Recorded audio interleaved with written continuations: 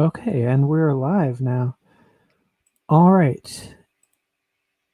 Thank you guys for joining me. And so today we have a special guest. Jonathan is an ex evangelical pastor, and he reached out to me to have a conversation. And so we're just going to have some fun today. And thank you for joining me. And Jonathan, why don't you introduce yourself and maybe tell us about social media or where you can find you on YouTube briefly, and then we'll get into it. Sure thing. Hi everybody. My name's Jonathan. I'm starting a YouTube channel, Word of the Wild, and I don't have any content up there, but I've got a couple things lined up. I'm gonna try to get some high profile evangelical pastors on that I know to grill them or talk to them or however I want to do. But this is the first adventure out here. I actually was on with Pine Creek not too long ago, and now I'm here with Snake. I'm excited. I'm want to talk to Erica. I got Guts at Gibbon on the line here. I'm excited to talk to her. So my goal is I love this scene. The YouTube debate scene is hilarious and amazing and funny and educational. I mean, they get some real big brains on here. Um, but I haven't in my journey of faith or um, deconstruction. Uh, the way that I've come out of it and the way my beliefs have formed, evolved, changed, has been very unique. Most of the time, I don't know most of the time, but a lot of the time, you see somebody come out of Mormonism, you see somebody come out of Christianity, like I have. They just throw everything out. It's all garbage. But me, I've learned to try to keep things that are useful and add new things. So, and I feel like I have a lot to offer the community in terms of a different perspective. So I've been reaching out to different people to try to break into the scene and see if I have anything useful to say. Um, but I'm going to try to get some content up every week. Check it out, Word of the Wild.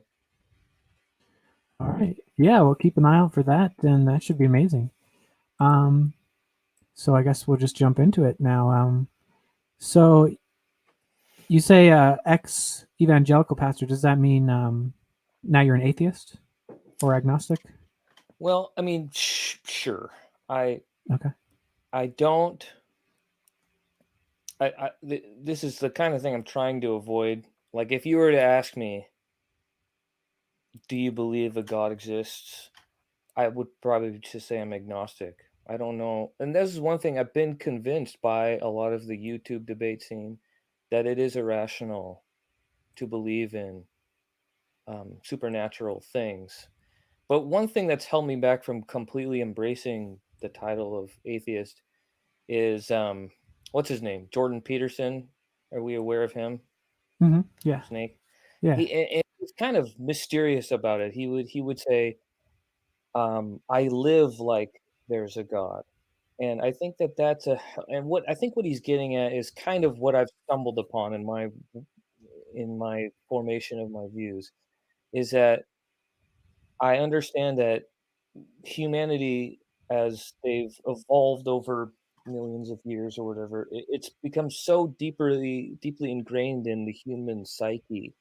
This idea of God, this idea of something else out there, that to deny the idea of God is almost harmful to your own self. It's harmful to the world in a sense.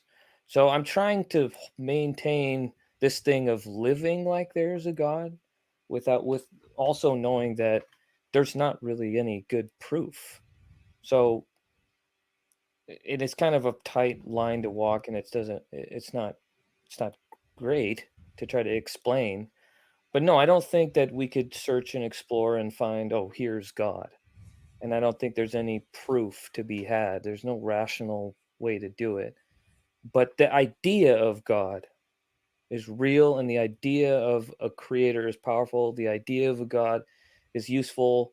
in a lot of ways. I mean, I think everyone agrees. I have 3 children. It's it's really great to have children in church and to learn about these things. I mean, there's a lot of bad things that we don't want to teach them about. You know, a lot of these Hmm. stories are not for children, like the flood and all this. You Hmm. know, we have to watch out for that. But with the community and everything, there's just a lot to of good to it.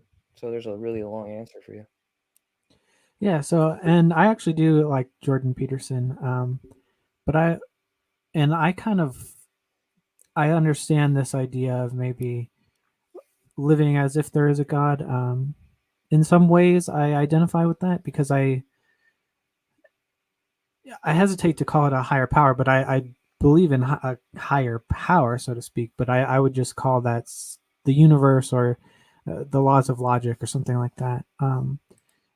And so, would you mean something like literally believing that there is a creator, or just living as if that's kind of a metaphorical truth that is useful in a way? Like I would describe great works of fiction as having truth to them, even though they're Mm-hmm. not literally Mm-hmm. true.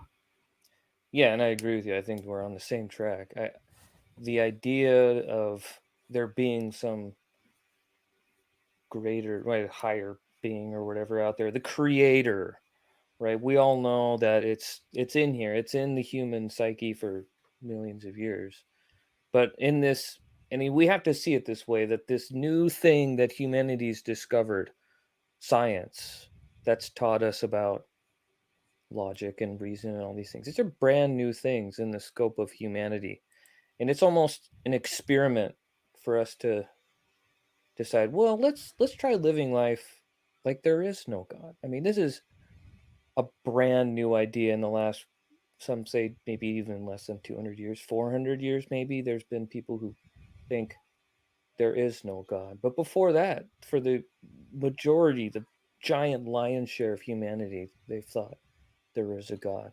So to avoid that altogether, I don't know what that's going to do. I mean, obviously, they're not going to do the thing of there's no God, so everything's permissible, right? Because God permits people to do terrible things too. But Mm-hmm. just the idea of it, I don't know what that's going to do. We haven't really found out it. And the thing that's happened is just like religion always does, it just adapts to the latest thing. Religion Mm-hmm. doesn't, it hasn't like, it's not changing the world. The world's changing religion, right? Oh So yeah. it's just, you know what I mean? There's no sense in saying if we don't have God, then everyone's just gonna start raping and pillaging. I mean, that's just not what we see. Um, so Yeah, this is, I agree with you with the whole Jordan Peterson thing. and I definitely am into spiritualism in not you really the commercial typical side of spiritualism, but I would I would describe myself as a spiritual atheist. And basically by that I mean you can have a relationship with these higher truths, with the universe, and relate your own psyche and consciousness to this thing that birthed us. I don't think it's a relationship like we have with each other, with a conscious being, but I think that even almost viewing it like that could be useful. But it's like a relationship with nature. It's connecting yourself with these higher order truths that we come from this vast greater thing than ourselves. Um, but there's also this. Uh, I just don't think that it's. I think that we get bogged down by the religious dogmas that turn it into, well, it's a person who wants you to do this and that and the other. Um, and so I try to balance that. Um, and yeah, What's your, and this is why I reached out to you, because I've heard you say things like this in your debates, okay, and yeah. I've heard you say, "Oh, well, he's got a nuanced view on the scriptures or on this spiritual thing," and I don't know what is your kind of religious background. So I was not really raised with religious beliefs. I kind of had to absorb the ideas of God from just, I don't know. I was pretty little when I was aware that there were these things called churches, and I kind of remember not really knowing what they were for a while, and there were like community centers, and then I was aware that my friends would go to church on Sundays, and then knew about God. Like my parents really didn't teach me anything. They didn't teach me not to believe. They didn't teach me to believe. Um, when I started getting older, I got interested in the ideas, and they would defend religious beliefs. So I want to make that clear that they never encouraged um, atheism per se, because I would go pretty hard against religion sometimes, and they would be like, just respect people's beliefs and stuff like that. So I feel like it was a pretty neutral upbringing. And But I actually did go to Catholic school for 4 years in high Hmm. school. I was just interested in it, and I had just in middle school I had been told I would go to hell if I didn't believe in God a few times, and I guess I was the school did have a good science program and stuff. So, but one of the factors that caused me to be interested in it was religion, and I thought, well, if God is true, then a religious institution should be able to teach me about it. And I went there and I studied the Bible, and well, we were all required to study the Bible, but we had Bible classes, and um, yeah, it was not like a fire and brimstone type of place. It was pretty tame. I have One of my religion teachers had a doctorate in biology, and they weren't creationists or anything. So, but they taught the Bible that was true, and Jesus was literally crucified and resurrected, and he was the Son of God. And that's pretty much where my atheism was cemented, I would say. I guess I was kind of on that path already, but I wanted to withhold judgment until I actually read the Holy Book. And I went through that with Islam a few years ago as well. Hmm. I bought the Quran and started reading it, and both times the Bible and the Quran, as I started reading it, that convinced me that they were not true, literally. But I think there is some literary value in that, um, and so I've always been interested in mythology as well. That um, so I think I was open to it, but I've also just always had a very scientific mind. So that's kind of my background as far as religion goes. Hmm. After that, I had pretty typical, finding Sam Harris, Christopher Hitchens on YouTube and stuff like that. Hmm. And I think that's one of the things that is missing from a lot of these conversations on the Bible and evolution and religion and all these things is, there's a vast sector of Christianity that doesn't accept these things as literal things.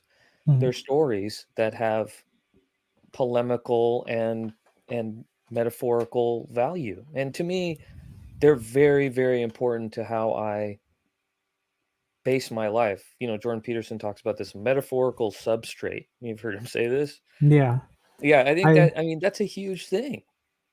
yeah, I really like his interpretation of biblical stories. He kind of got me back into biblical mythology, where I've always liked mythology, but I kind of considered Abrahamic religions as on the weaker end of that, as far as just my interest.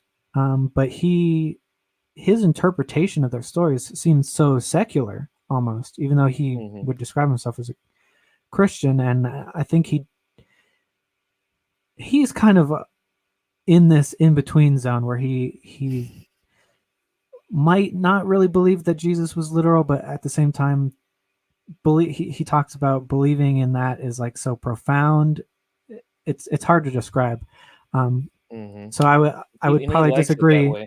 Yeah, yeah, I would probably disagree with him a little bit on that. But as far as his interpretation of individual biblical stories goes, that's that's been a real eye opener for me as far as the literary value of the Bible, because I would read them literally and be like, okay, I don't get what's going on here. Like, this is just a story of God being evil, But if I look at it as God is not a cold, hard, mean person, but he represents the cold, hard consequences of the universe. You can't negotiate with the universe. What's going to happen is just what's going to happen. So that that was yeah, I really just appreciate his take on those stories, and Yeah. it's compatible with secular. Oh, Uh, certainly. yeah, And to me, it's almost incompatible with Christianity. yeah. I mean, They, well, there's there's like cultural Christianity. Like there's a lot right. of Jews would describe themselves. They don't believe in God, but they're still Jewish, and Mm-hmm. Mm-hmm. they adhere to the traditions and stuff like that. Um, Right.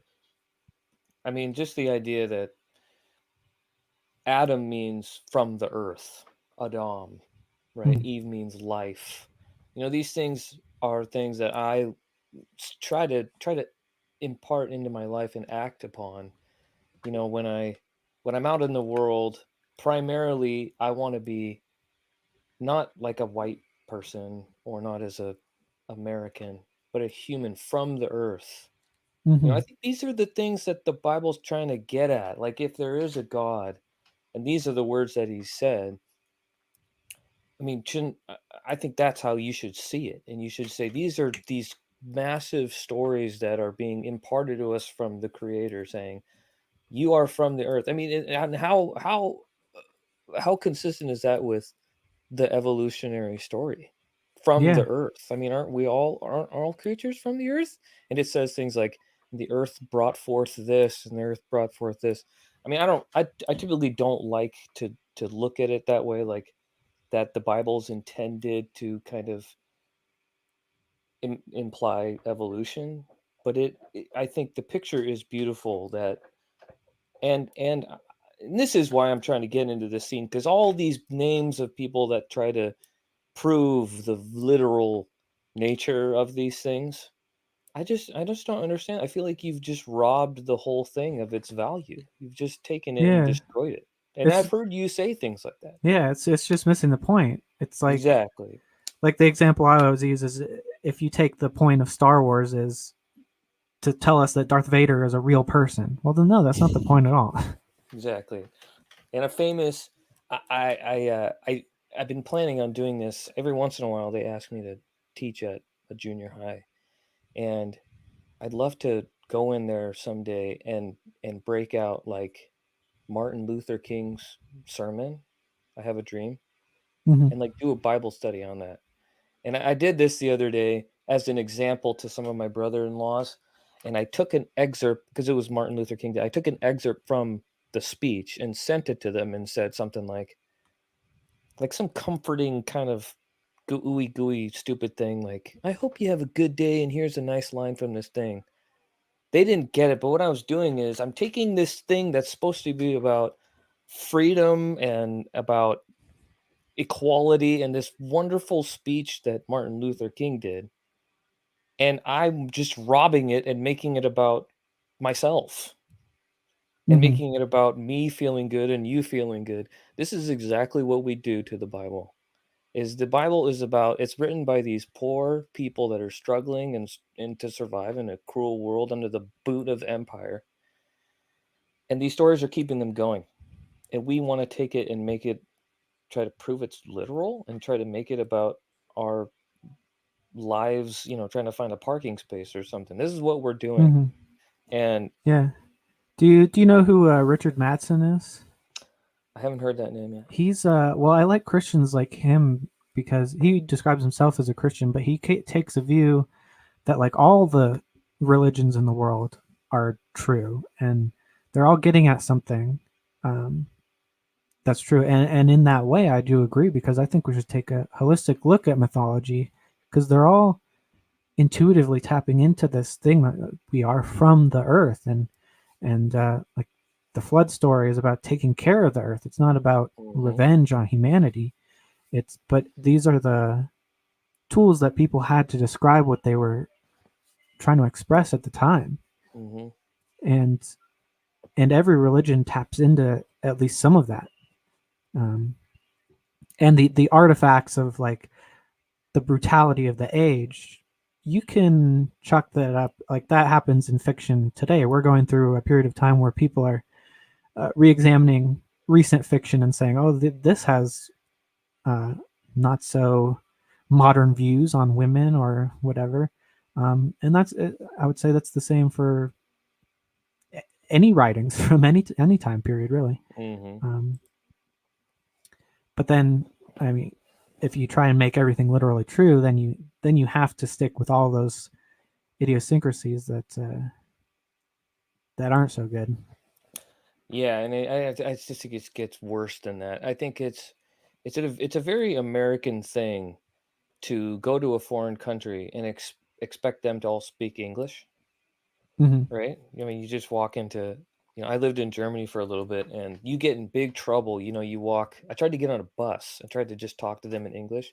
He kicked me off the bus. The guy just turned me around and just kicked me off. Just yelled at me in German and kicked me off Mm-hmm. because they get sick of us Americans coming in and just thinking every place has a hamburger and French fries. But this is exactly what we've done to the Bible is taken this modern idea, this scientific thing, and then twisted and contorted and done violence to the scriptures to try to make it fit that thing. Or to make it understandable to us, right? Because in this Mm-hmm. world that we live in, everything's about scientific progression and everything's about technology and everything's about we know the truth and we can send men to the moon and all these things. And then you can see yourself, you're in a religion, you go, well, how am I gonna stay relevant in all these things? Well, the Bible's true, so it must be scientifically true. And then Yeah.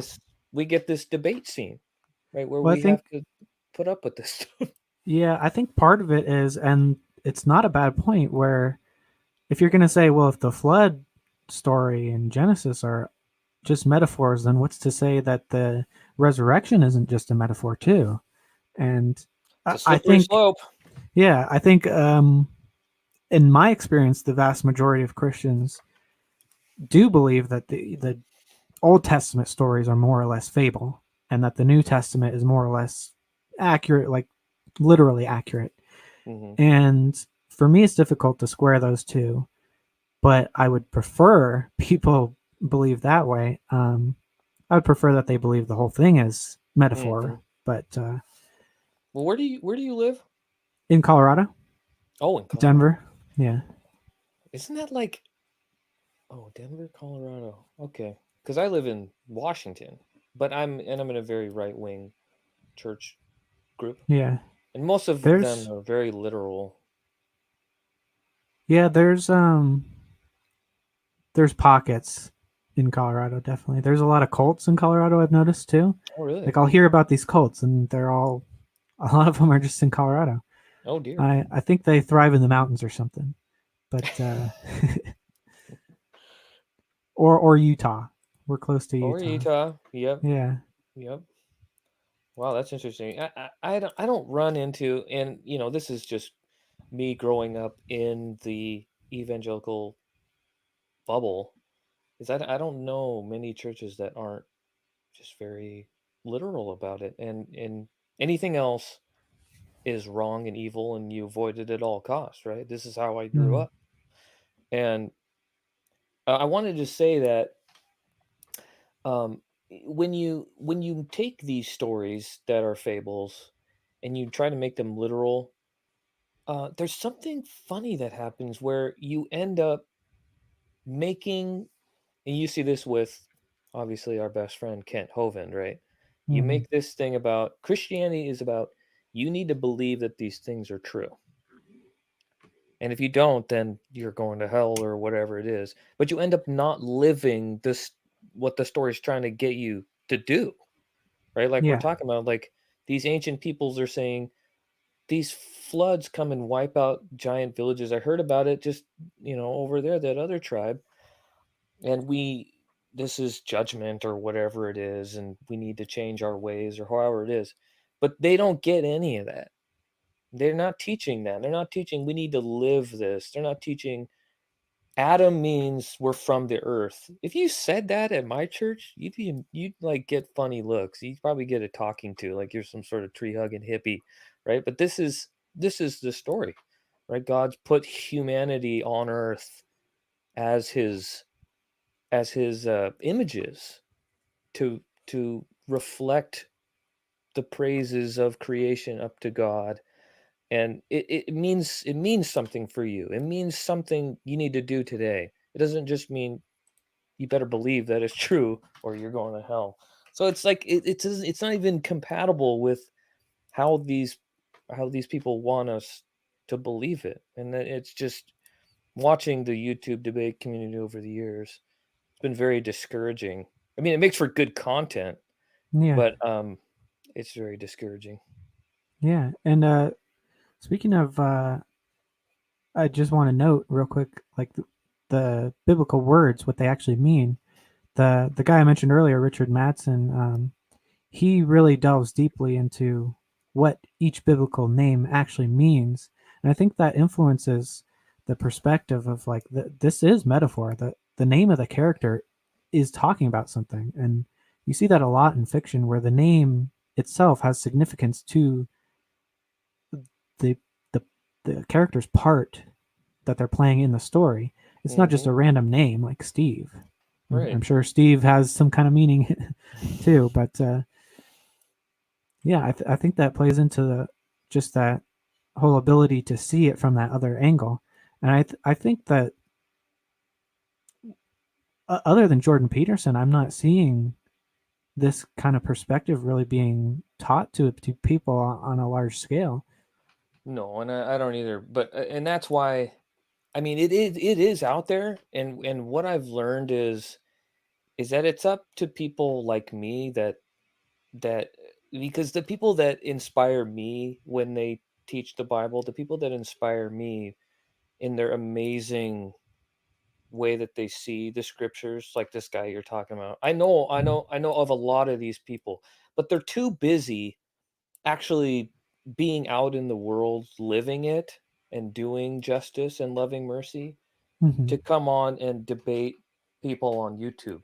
They just don't, Yeah, it's not even on their radar, right? yeah. It's the rich, comfortable Christians like me that have the time to think, oh, I'm coming up with these great apologetics to convince these dirty atheists that the Bible's true. Those are the people that are on YouTube. It's not to me the actual people that are living out these stories. They're not on Hmm. here because they got better things to do.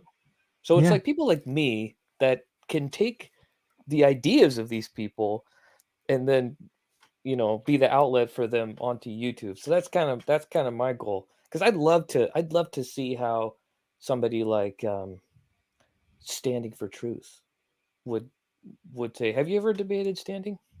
Oh yeah, lots of times. I think Really? he was in the chat earlier. He might still be here. Really? Yeah. I think I probably have listened to a couple of them, but there's just so many of them. But I'd Hmm. love to get his opinion on this just because I emailed Standing too. I have not heard back. I emailed many people, and the only people that I've heard back from are the atheists. Oh wow, yeah. So Yeah, I think he I would. got to get this out there. I I don't want to speak for him, but I feel like he would say something like that the fact that the Bible is literal and true is a way for God to give us proof that He exists, something like that, because they Right. believe that science is creation and stuff like that. You're But you're such a good guy. You're like Mr. Steelman, aren't you? well, I mean, what's the point if you're gonna waste I time on know. strawman? Yeah, I hear you. Yeah. I appreciate the way that you approach these things. I really looked up to the way you handle a lot of these debates. I thought it was very gracious. Well, thank you. Yeah. Um, but yeah, I mentioned earlier like how this way of thinking I don't think is taught enough, but I think a lot of people pick it up intuitively because like you said they're just living in the world, they're actually experiencing and living it practically. How most people do see at least some of the Bible to be just stories to inspire us. um, Now I'm not sure what a lot of people think the the lesson is supposed to be, but I think that could use a lot of improvement. But I think a lot of people, most people do naturally shy away from the hardcore fundamentalism.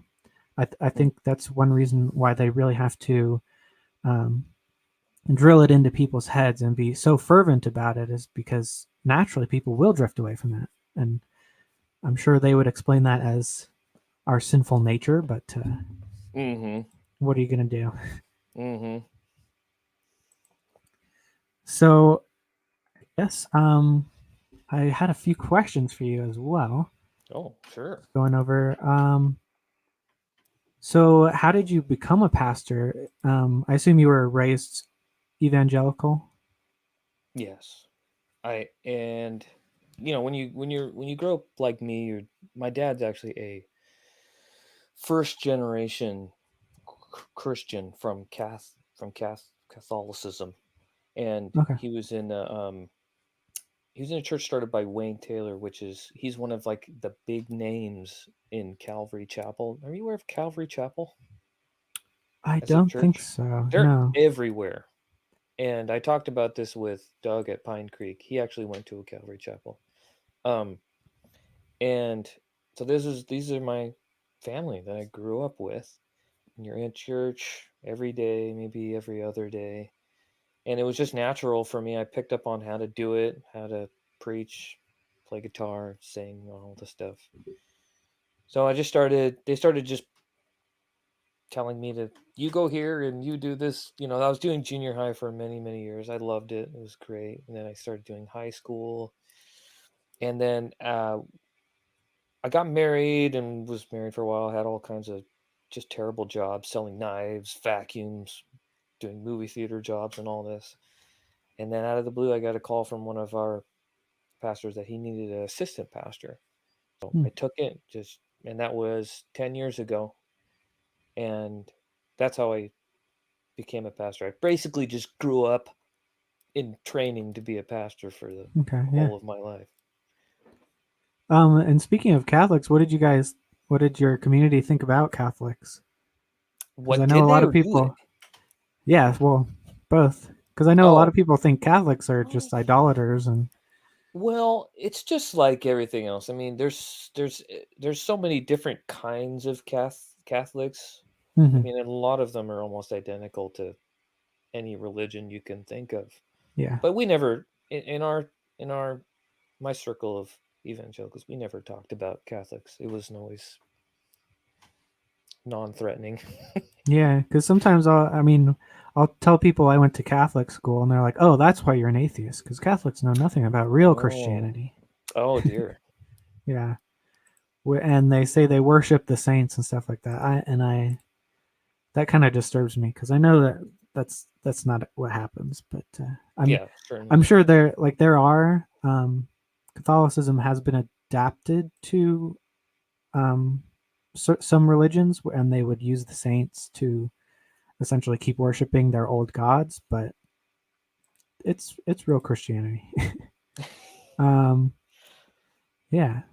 So, what was your life like as a pastor? Were you um, financially dependent on the church, or Yes, okay, yes. I was full time on staff as a assistant pastor and high school pastor, okay, and didn't pay good at all. I mean, but it was doable because I lived on the parsonage, and so it mm, was free housing and enough to pay all the bills, and that's really all you need. But I mean, it wasn't like a great living in terms of just money rolling in. yeah, You can afford a guitar every once in a while. yeah. Um, and then let's see. So, how long did it take you to leave the church? How long were you there as a pastor?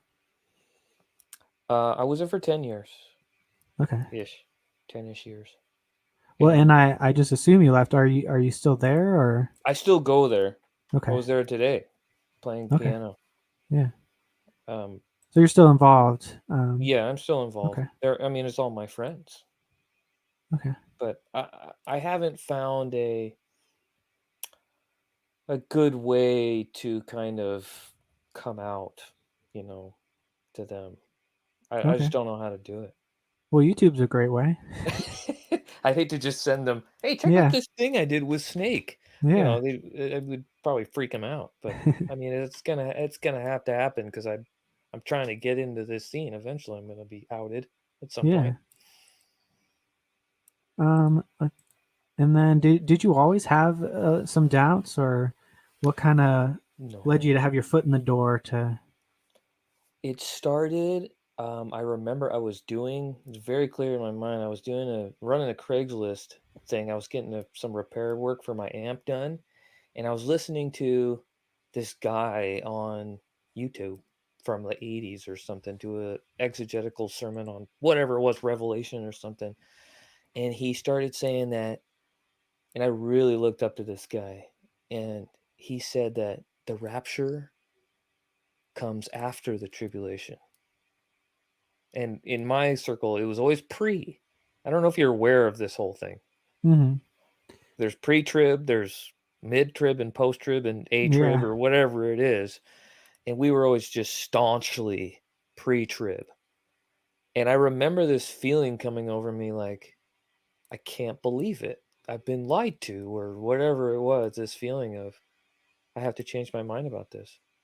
And when once that went, I mean, it really started cascading because then I just once you kill your heroes in your mind, you know, that Hmm. they don't know everything. Yeah. Then it really started to unwind, and but I'm thankful that it happened to me in such a way that I still maintain all my relationships. I still maintain good standing with everybody. I love all of them, and they love me, and I understand all of these things. I feel like I do. I understand where they're coming from because I was there. Um, and I try not to just.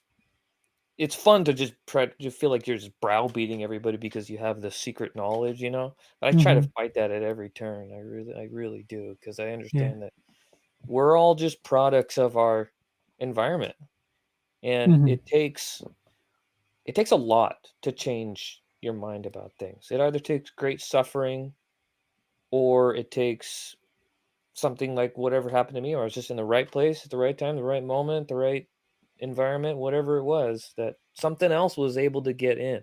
Because you're just in these bubbles most of the time where anything that you think of as false or as heretical, you just it just can't get in. You just don't let it in. It's gonna send you to hell or however you think of that.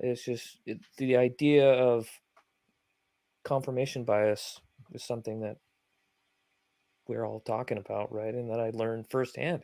It's very impenetrable to Yeah. get through these bubbles of these things that you've created. And I think that's a function of just being human. It's not safe. Hmm. This thing that I grew up is safe. And this community that I've built, it's safe. And that other tribe over there, they think weird things, they burn babies or whatever they do. So avoid that at all costs.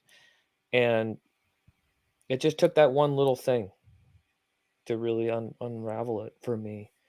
And and then a lot of other things, the YouTube debate community, listening to it, and watching myself over a period of years hating Aaron Raw, and then slowly thinking, yeah, he's not so bad. And then slowly, I saw that one thing where he showed a picture of his emu. He's got or cassowary or whatever the heck have you seen this bird he has? He has a lot of these Uh-uh. crazy birds. No. He's got like, it's not an ostrich, it's like an emu or something.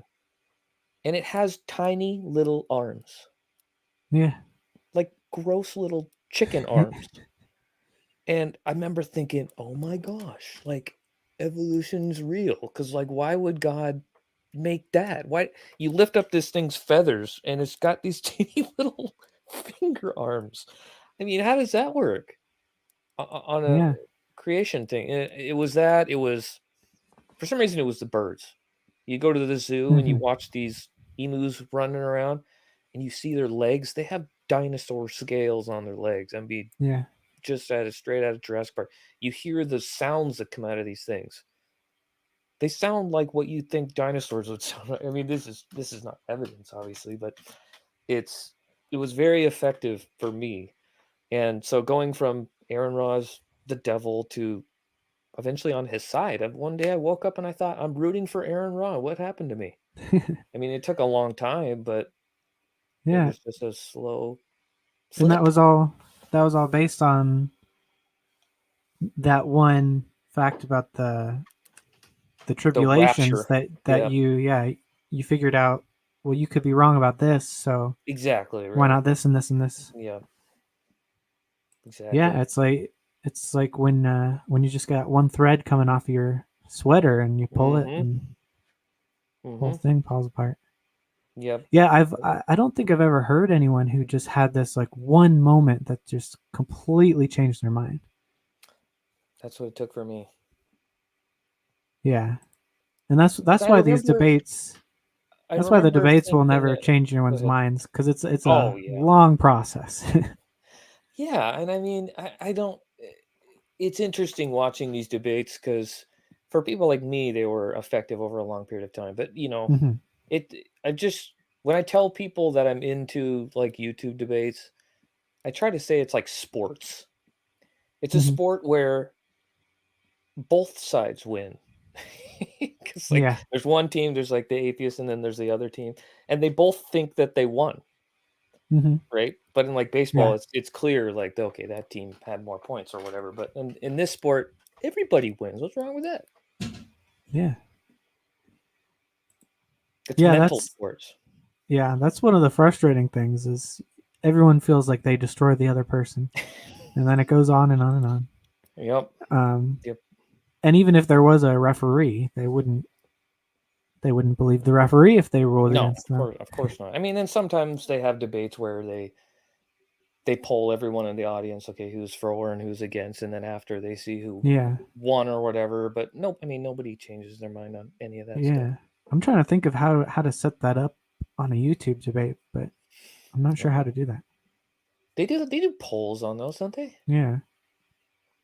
I know how you can pull like an audience at a lecture hall easily, but there wouldn't Right. be really a good way to keep track of who voted and who like left the stream and et cetera and Well, so that's forth. true. I mean, you have to Yeah. maintain for the whole time. I mean, Yeah. because it could happen where all the theists show up at the beginning and then leave, right? And then Yeah. all of a sudden, see, I you like couldn't get accurate numbers.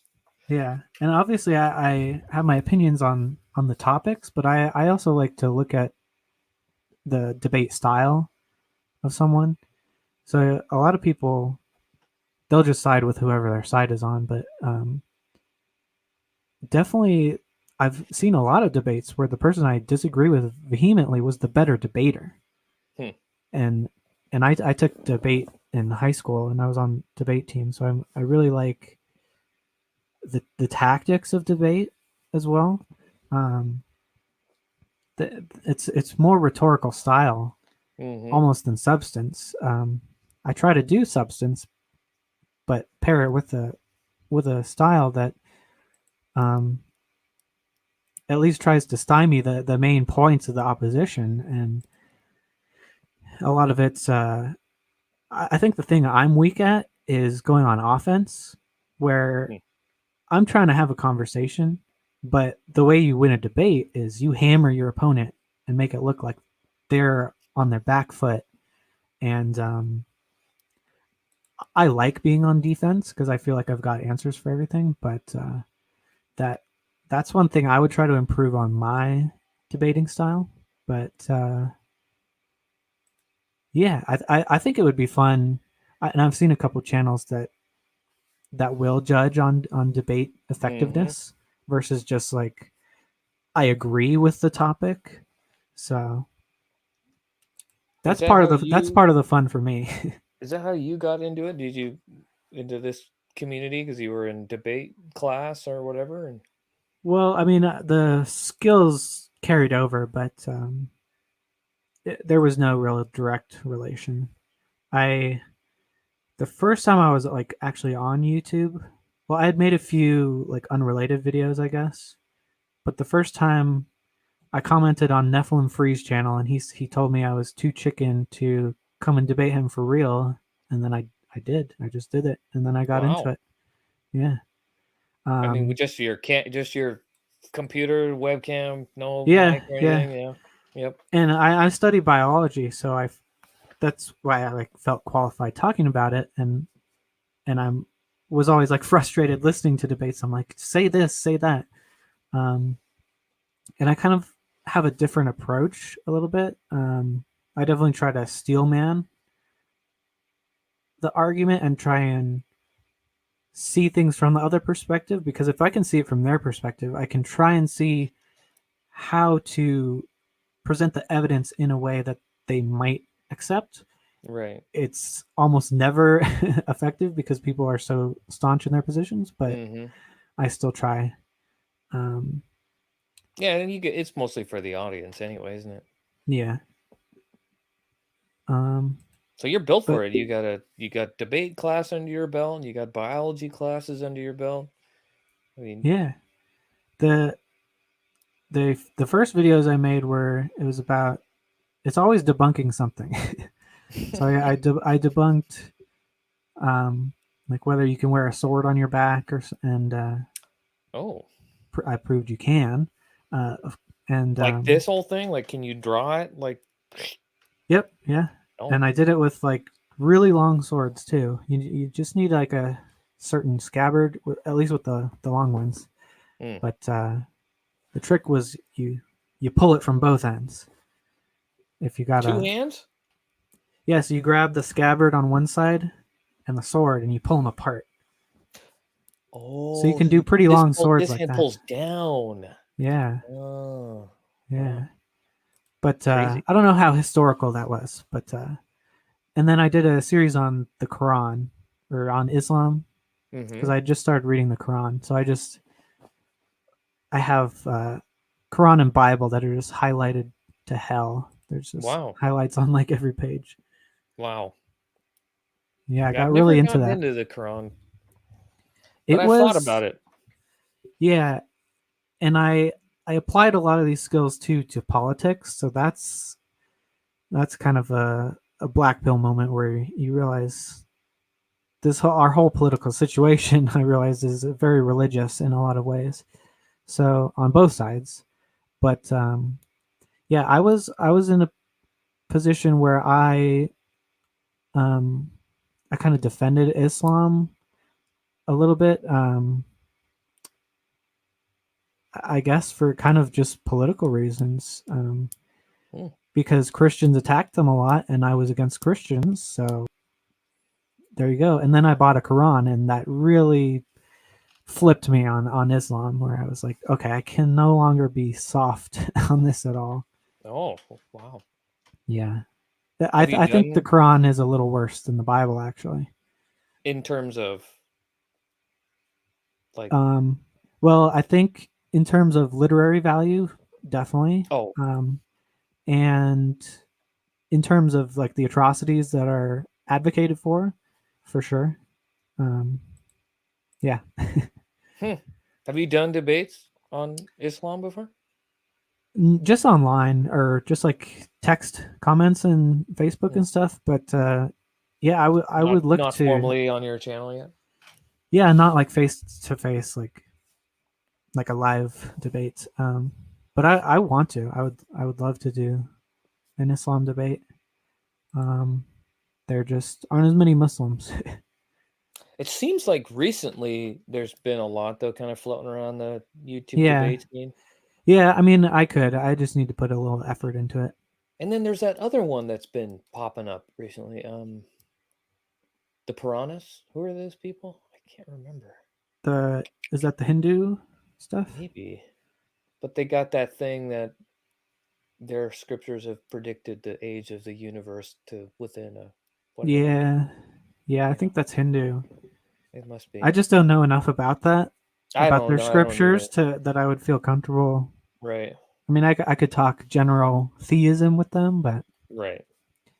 Well, let me ask you this, because since you're more aware of the Quran than I am, because there's parts of Christianity or Judaism where they're good at kind of trying to get at the hermeneutics of understanding Genesis in its own context, Mhm. and kind of seeing it in a radical way. Like this can mean things like, our relationship to the earth, right? Is there that for the Quran somewhere? It's mostly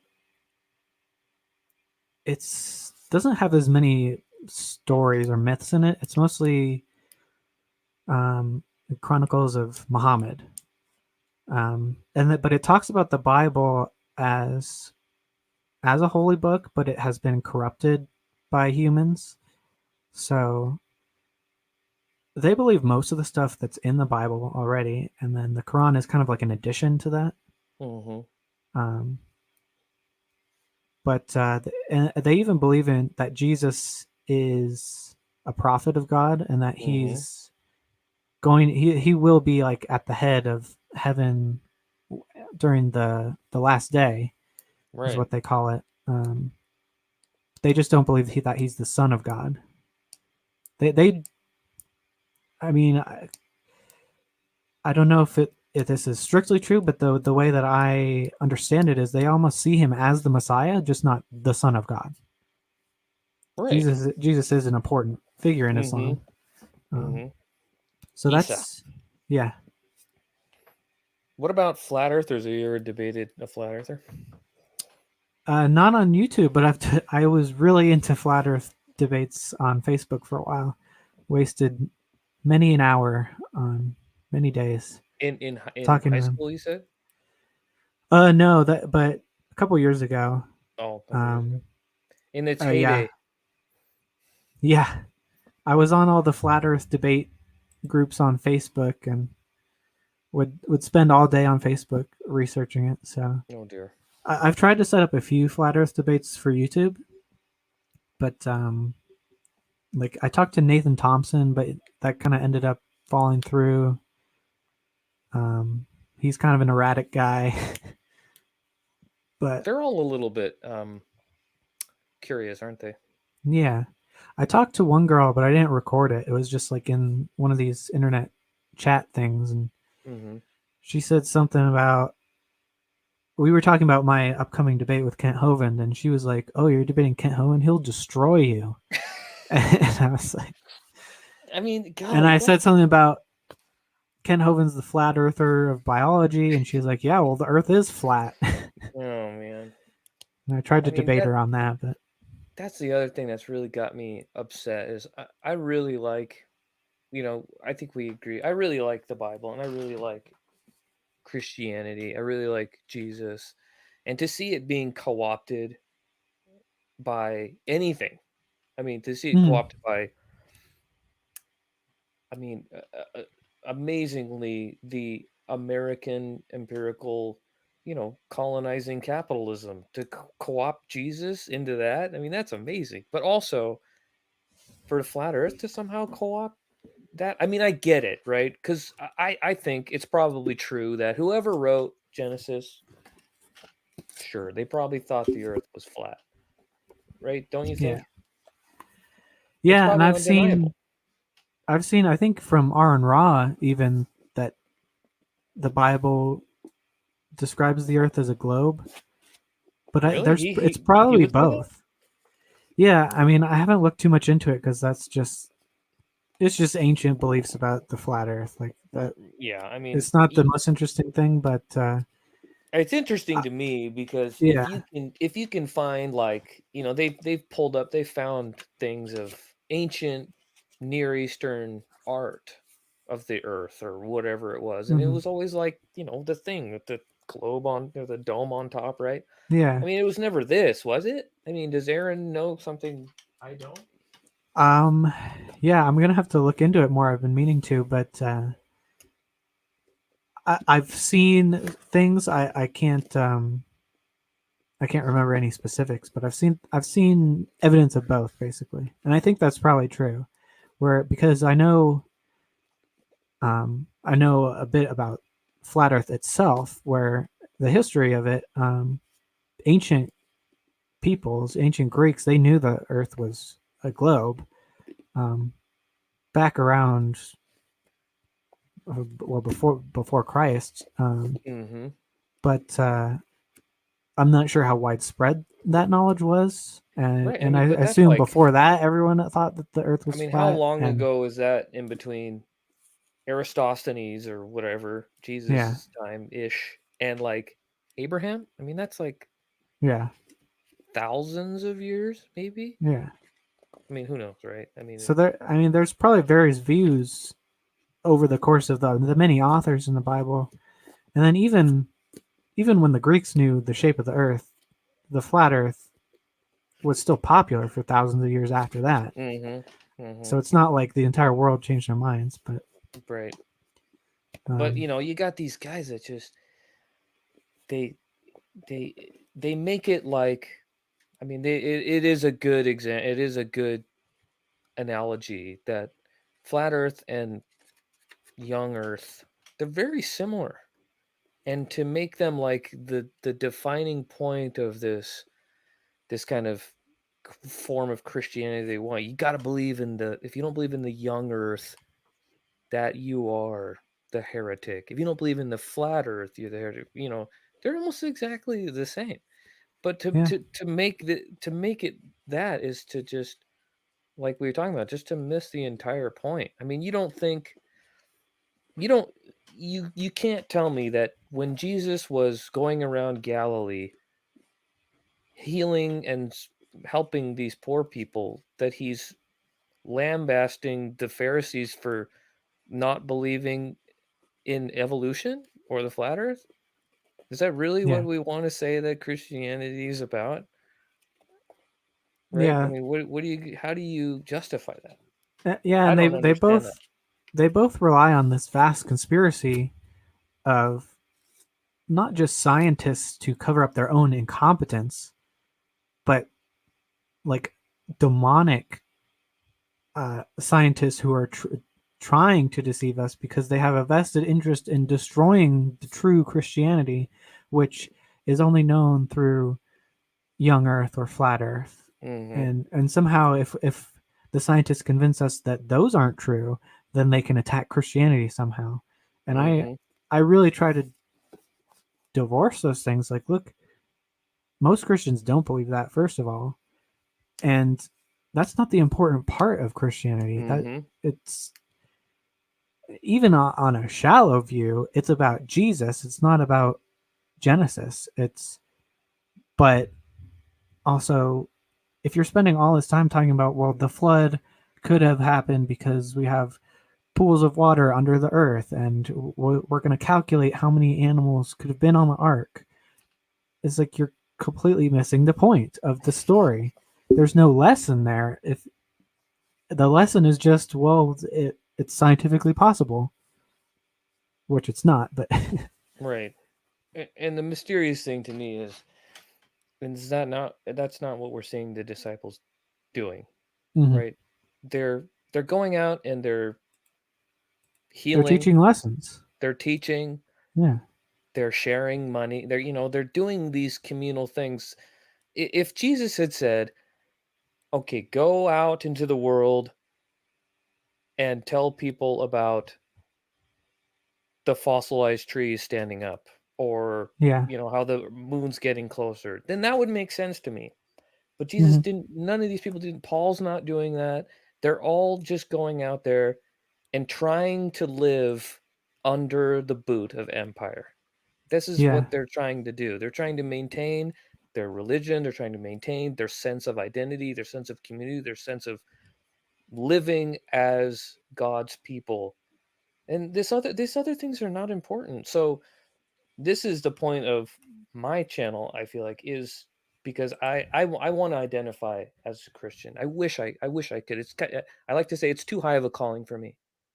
Because if I want to say I'm a Christian, it's really hard for me to say that, because I almost feel like to be a Christian you have to do what Jesus did. And it's too much for me. I can't do that. I can't sell everything I have and go serve the poor. I won't. I can't. It's too much. And to degrade Christianity down to this thing of do exactly what everybody else is doing in the world. but just top it off with this little label of Christianity. I just can't accept that. It makes Jesus too weak and lame. It makes it too human in a lot of ways. It's not this divine thing anymore where he's calling. This is how I want to see this thing of Christianity is Jesus is calling us out of this empire and out of these ways of these systems of oppression and these systems of degrading the way that we do this human thing. But when then I go, I go into a church and I learn about these awesome things that Jesus is teaching, and then I go on YouTube and I hear people saying Jesus wants you to know that the Earth is 6,000 years old and that it's flat. Yeah. It just was really discouraging. Yeah, even if it was, I don't think Jesus could care less about those tiny factoids about the universe. Exactly, and you don't And hear him doing that. I try to always impress the fact that if I'm arguing for evolution and against literal creation, that if I'm not trying to convert you away from your Christianity with this, I'm not. If evolution is true, that's no reason to stop believing in God at all. It's a separate subject Hmm. entirely. Um, And I same with the agree with you. flat Earth. And that's But and that's really what I appreciated about your channel is I think we have similar goals. Is that I want people to I want my fellow Christians, I want myself to be more like Jesus. We got and I'll say this a lot on my channel. We got bigger fish to fry than people who think, than the evolutionists or the mm-hmm, atheists or the people who think the globe, right? This is not Christianity's goal. These are not the things that we should have in our crosshairs. But mm-hmm, Jesus went after the Pharisees. He went after Rome. He went after the people that were abusing their power, right? I mean, it just is so obvious to me to see these things in a bigger, more, to me, wonderful way, a more radical way. I want to understand Jesus in the most radical way possible. And this thing of Jesus wants us to think the earth is 6,000 years old or flat is the lowest. It doesn't mean anything. It doesn't help. It doesn't it doesn't do anything for the world. I mean, mm-hmm. it's imaginary, or even like the kind of the version that I grew up in. Jesus wants you to pray and read your Bible every day so that you can go to heaven. That doesn't do anything for the world. I mean, it Yeah. makes you feel good and it makes you kind of escape the world. But the Jesus that I've come to find some people that can teach a different way is this Jesus is radical. He's angry and he's very um he's like a anarchist. He's going out there and he's flipping tables and he's going into the sanctuary and basically desecrating these places and exorcising the demons in these sanctuaries where they I could go on for a long time, but like a really easy way to put it, in Mark, Jesus goes into the sanctuary on the Sabbath, the holiest place on the holiest of days, and there's a demon possessed man there. And then he heals him, and in the face of the Pharisees. And the Pharisees are supposed to be the people through whom God works in the world. So all of a sudden, you have this story. This guy, Mark, is saying, in the sanctuary itself, there is injustice. There is this man who shouldn't, the Pharisees should have taken care of this guy. The Pharisees should have healed and taken care of this guy, but they're not because they're not interested in that anymore. The Pharisees have become overwhelmed with money and power and empire, and they've let this man go for dead. He's possessed. And the story wants you to understand that this man is an image of the state, of the Pharisees, of the religious temperature at this time. It is not just a man that's being exorcised, it's the Pharisees and the religious sect that needs to be exorcised. They're the ones that are demon possessed. And Jesus, through his word, wants to heal this man of that, but also he wants to heal the disciples. He wants to heal the system of things. And that to me is the most radical way to understand these things. It doesn't, and the text even points you at it. It doesn't want you to go, wow, Jesus did this wonderful miracle. It doesn't really say anything like that. They're always amazed at his teaching because it was his powerful words that were causing trouble and were uprooting these problems and we're sticking it to these power systems. And I think that to me is the most awesome thing that I've ever heard of Jesus. And to degrade it down to these other levels of personal piety is to do violence to it. And Mhm. I think it needs to. That's kind of my goal. Is I want to share this kind of new way, and it's not even new. This has been around for a long time, but it's not in the YouTube debate community because it doesn't make for great content, right? It's not Yeah. like you don't get these dumpster fire debates, Yeah. but Well, and it's it hard to needs to talk get out about there. too, like with the Petersonian kind of interpretation. I had no idea what to make of the Tower of Babel story until I heard Jordan Peterson talk about how it's about how institutions will grow so large that they become inevitably corrupt and they have to come tumbling down. And this is a cycle of humanity. And it's like the state of the Jewish temple that you were just talking about, how and Jesus had to come in and smash it. And those truths are more important than any fact about the physical structure of the Mm-hmm. earth, or Exactly. literally did we come from some dirt that had word God spoken to, or did we evolve? And if you look at Jesus as the archetype, um, like Jordan Peterson talks about, none of that's important to the archetypal conception of the savior or the perfect human. And he talks about, well, nothing from the law shall pass, like from the Old Testament. But even while he's saying that, it's not important that you follow every jot and tittle of the law. The important thing is to follow the way of Jesus, which is a much higher conversation than every little detail that you're supposed to get right. Mm-hmm. It doesn't matter if you do those. It's this bigger picture that's going on Mm-hmm. here, Mm-hmm. and that is Eh, a valuable part of the Jesus story. Even though I don't believe that he literally was resurrected, mm-hmm. that is archetypally true. Exactly. Right. And I think it's it's the only it's to me it's the only way to understand it that it can actually affect your life in any meaningful way. Like for me, it equips me to see the world through a poor Palestinian farmer's eyes. I mean, these are the people to whom the Gospels were written, right?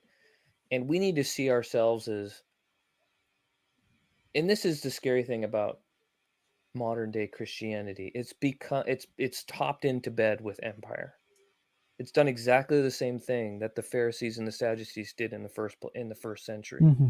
Is that we've done that. We've just decided money is God in a lot of ways, right? And we just, I mean, you go into any church and that's it's Or just, just protecting the institution, like it's just become so yeah. large that the the goal of every institution is just to protect itself Mm-hmm. instead of what the real goal should be, which is to spread this understanding of the universe.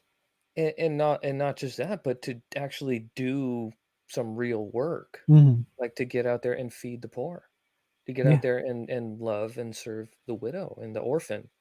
But that's not what it's been about. It's always about the numbers.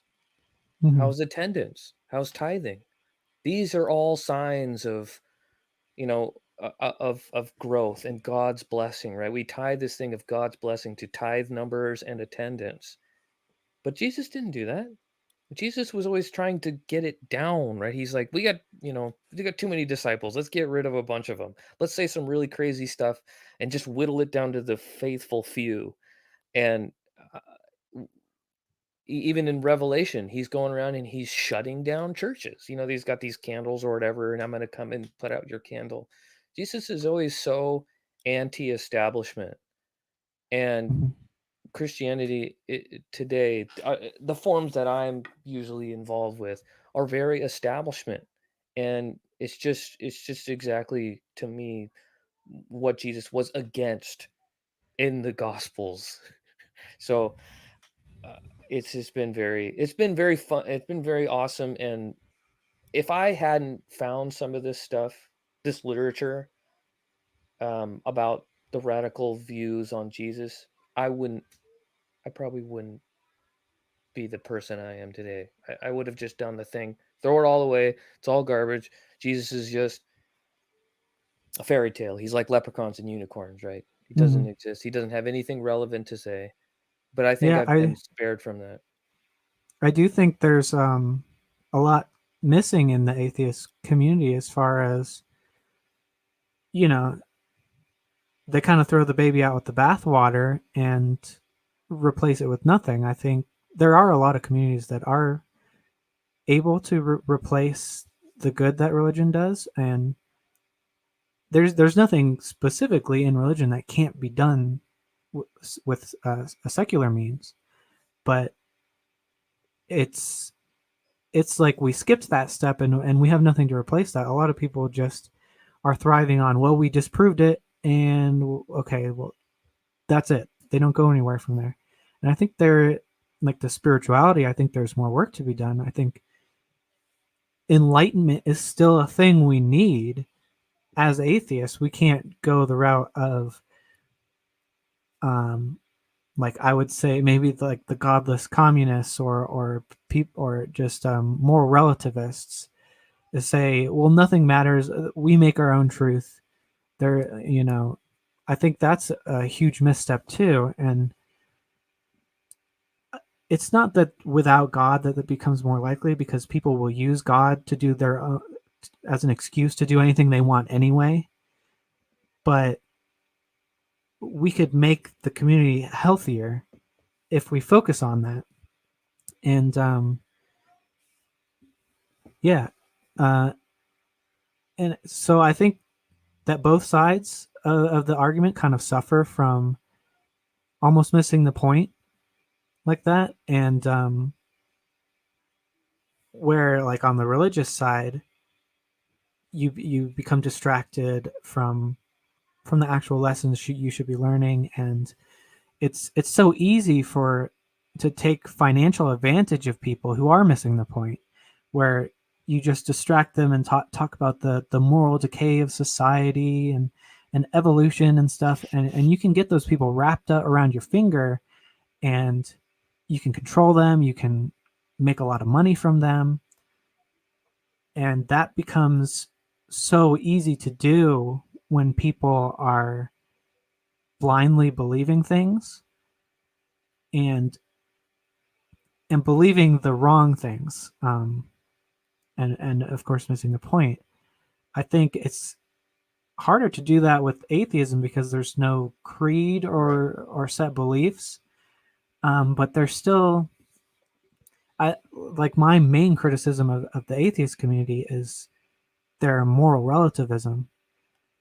um, I'm not sure what you think about those kind of things. You probably are more on moral objectivism, um, as I am, where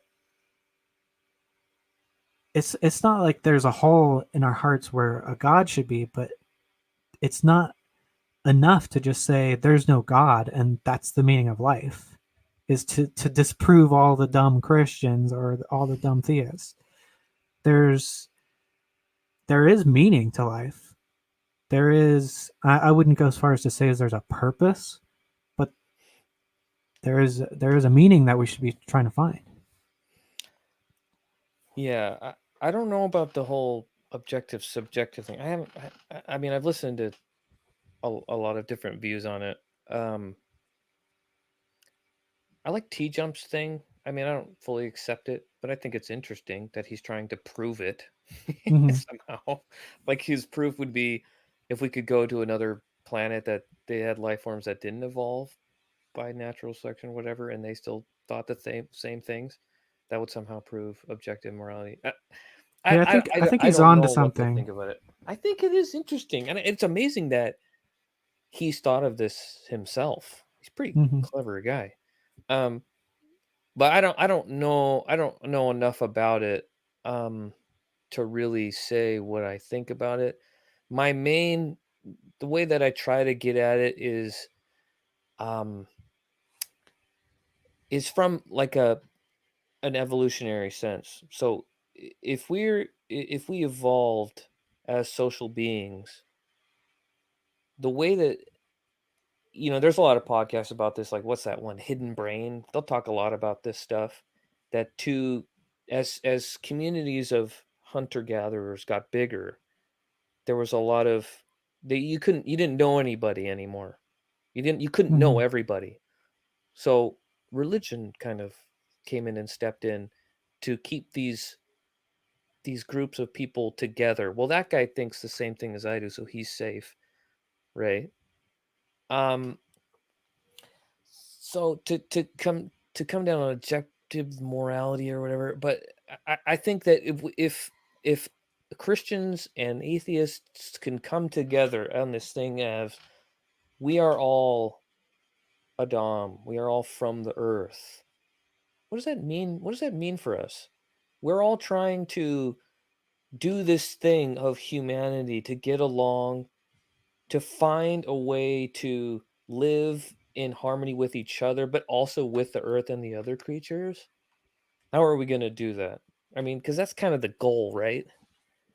Yeah. It's hard to pin it down because for me, humanity's lost a lot of our goals. Like our goals usually are like in America, our goal is let's get as comfortable as possible.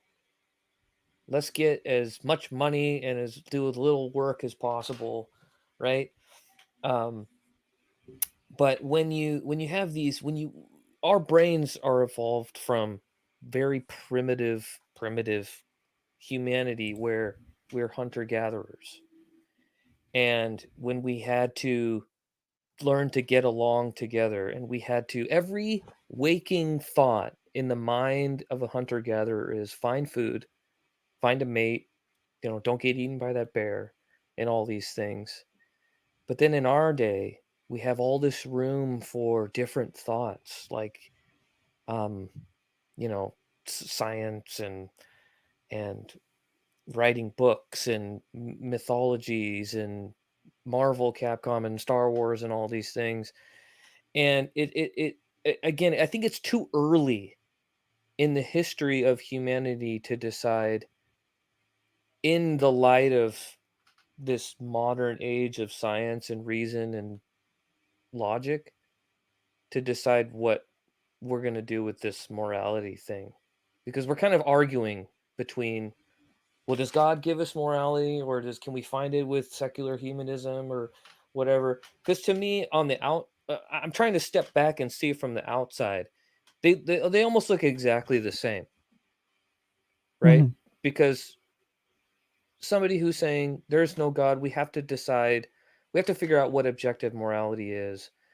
But it seems to be relative because we just kind of agree on it, right? I mean, he's right in some sense that we all can agree that killing babies for fun is wrong, right? We all can agree on that. Christians agree on that. Everyone agrees on that. So there might be some evidence for that's true. That's an objective thing. But how do you actually get at that? I don't know. But then the Christians come along and say, well, God provides this thing. But the problem for me is that there's so many interpretations of the scriptures. How would we ever know? How Yeah. do we ever know? Because Yeah. if you're the most staunch literalist, you still don't agree with all of it, right? Because you're wearing clothes of mixed fiber. You're eating shrimp. You're not stoning your whatever friend, right? Hmm. So how are we going to do that? How are we going to decide, well, actually, because we're under the new covenant, that all these things apply in the new? Well, we don't accept those things either, because Paul said women can't do this, you can't do this, you can't talk, or, so what are we going to do? We can't Yeah. use the Bible. There's too many different things. If we all agreed on it unanimously, then that would be some kind of proof of, well, let's go with that. But it's impossible, right? Yeah, So, God, what do you think? yeah, God is supposed to be, the objective standard that decides everything, except no one can agree on what that Exactly. objective So, standard what are we is. going to do with that? Um, yeah, and then as a practical matter, it is relative. It's everyone's just trying to figure it out. But I do believe that there is truth value in moral statements. So I would describe that as morality is objective.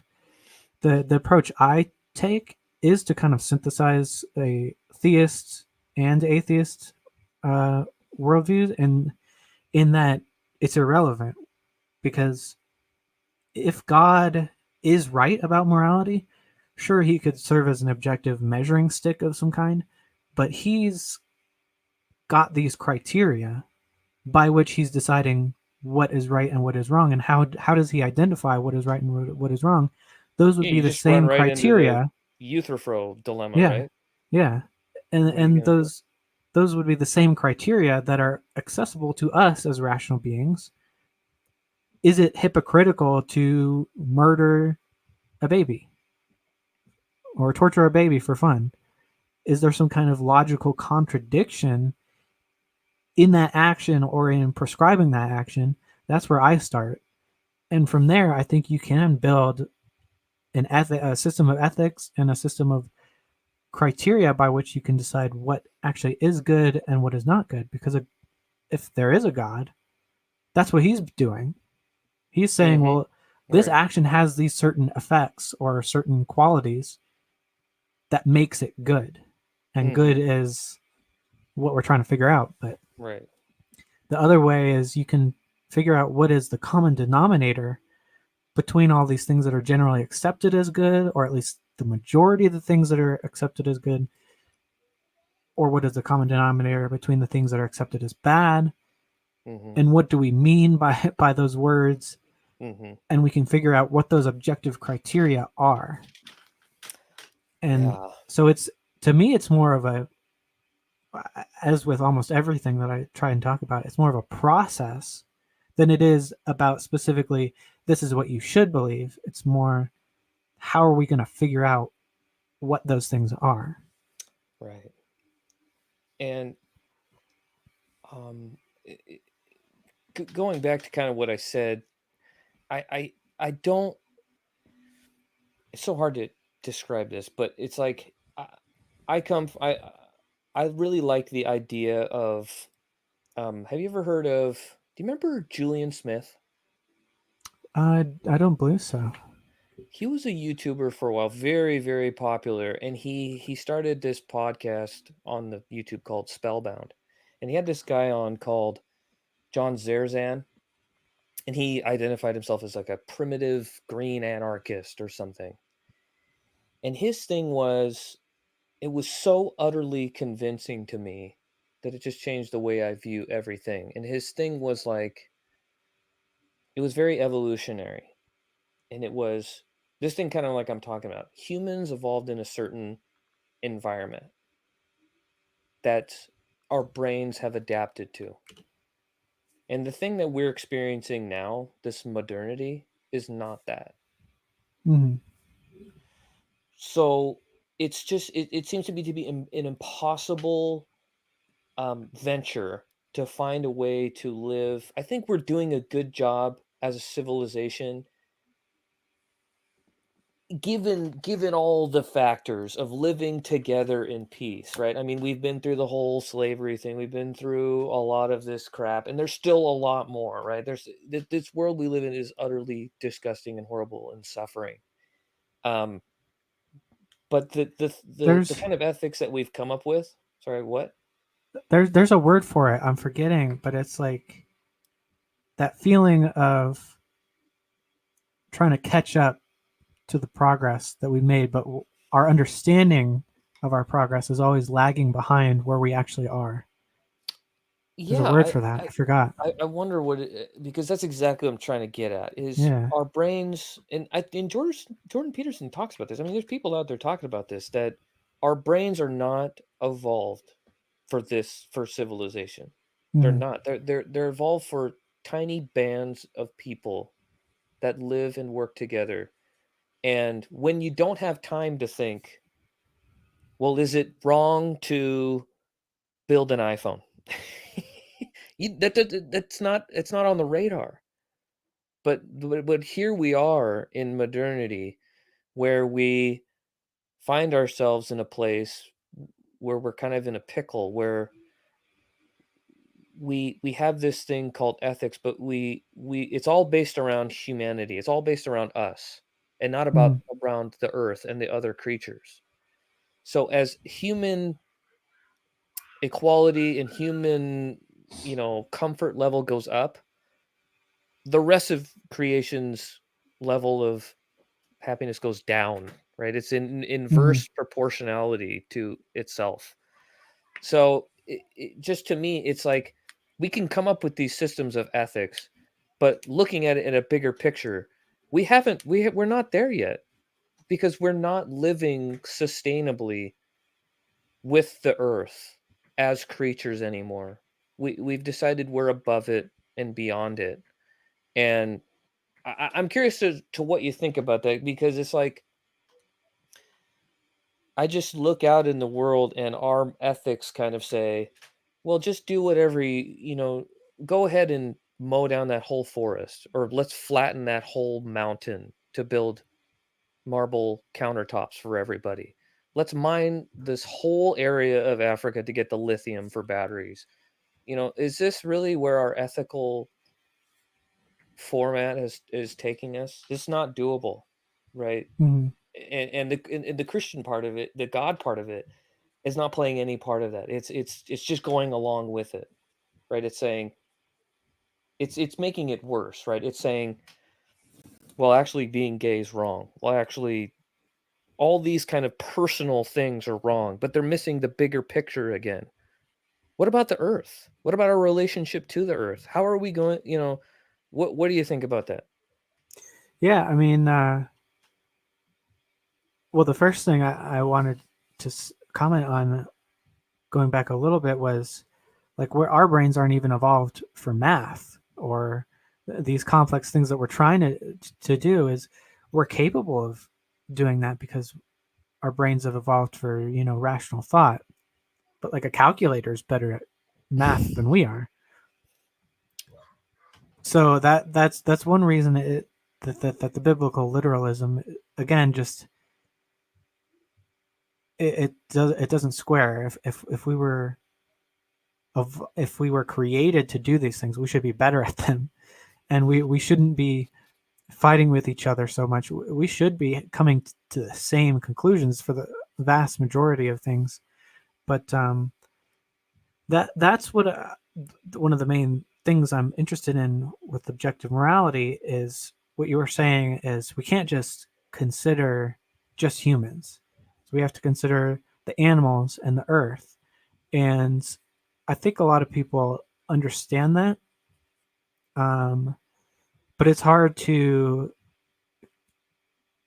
calculate, like, okay, so is it okay to kill this many animals or Hmm. destroy this many forests so that we can produce penicillin to save this many people, or to produce iPhones so that we can all be more interconnected and share information, and maybe that saves lives, or maybe it just improves quality of life, or maybe we're all just wasting our lives on Facebook. And so ultimately maybe it's not a good idea.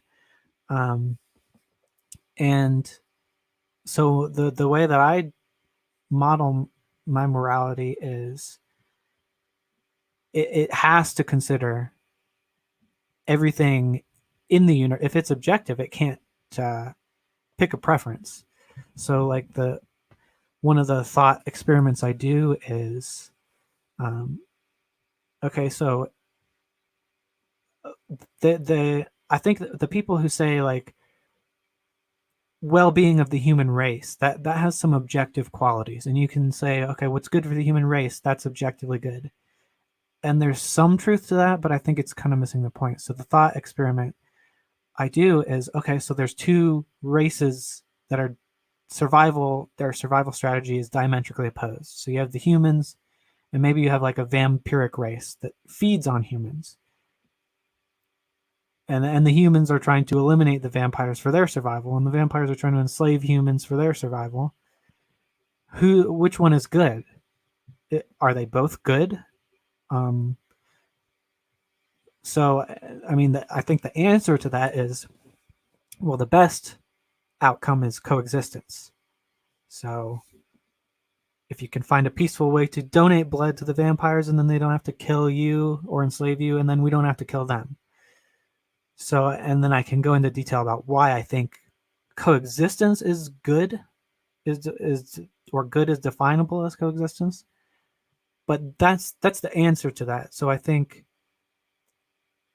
and that's a holistic view. It's not picking sides. It's not saying this race is more valuable than this race. They're both valuable. It's good that they both exist. The tricky part is, okay, what if they can't coexist? Which is good then? And that's I think the harder part of morality. And I think it does come down to a quantity of some kind where, okay, and it's not necessarily just about pleasure or lack of suffering, because it's of course possible for the evil race to have more pleasure torturing and killing. So, and that seems hypocritical to me, so it can't be true. So ultimately I rest my moral model on degrees of freedom, which would essentially be coexistence. So however many things can coexist at the same time, that's always the best answer. And I don't know if does that answer your question, kind of. It kind of gets at kind of what I'm pointing to, in that we need to see this thing as bigger than just human oriented, right? It needs to be Yeah, everything oriented. And I don't think we've reached that. And I don't think either side of this two spectrum humanity thing of theists and atheists, I don't think either of them are on the right course here. To yeah, me, they're identical. They're just continue forward at this pace of, because I just don't hear it. I get it from the theist side, because humans are made yeah, special. They're God's special creation that have authority over the earth to do with whatever they want, right? mm-hmm. But then there's the other side, and I guess there are the theists that accept evolution, that understand that we are creatures, we are from the earth, and then most atheism is going to accept that, right?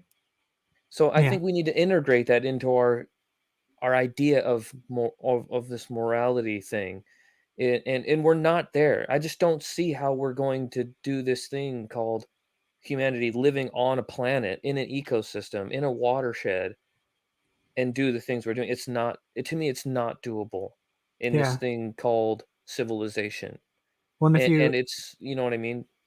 if you understand even just basic ecology, you start to see the whole planet as its own organism, Mm-hmm. and every part of it is contributing to this whole system, and it's almost like a cell unto itself. Right. Some people would call us as maybe a cancer within the cell. Um, that's definitely an argument that can be had. But yeah, I think on both, at least the worst part of both sides, the theists are so human focused. We are the special Right. divine beings, and on the other side, you have, well, we're the only thing there is to care about. So, and there is no real truth. So I'm just going to go Right. with what I want. And I But and I I think, I don't get that from, I don't hear it from T Jumper, whoever, when we're talking about when we're talking about ethics and we're talking about morality, we're all animals. Mm-hmm. We're all creatures, and you're talking about the biosphere thing. Like, inside of my body, there's more of bacteria in this body than there is of me, Mm-hmm. right? For every one cell, there's like whatever, 100 bacterias or something, Yeah, right? I am my own something like that. planet. I mean, it's insane to think about. Yeah. It's mind blowing, and the Earth is just that, and we're a part of that. But what we've done is we've opted out. We've found a way to get out from the system that keeps everything in balance, right? Mm-hmm. We've decided that we're special. Even on the in the atheist side, to me, we've decided we're special. We can do it whatever we want. And I think in a It's lot of ways we've been, I don't want to say brainwashed, but this is this is the environment we've grown up in, is the capitalist community of civilization and science and all these things.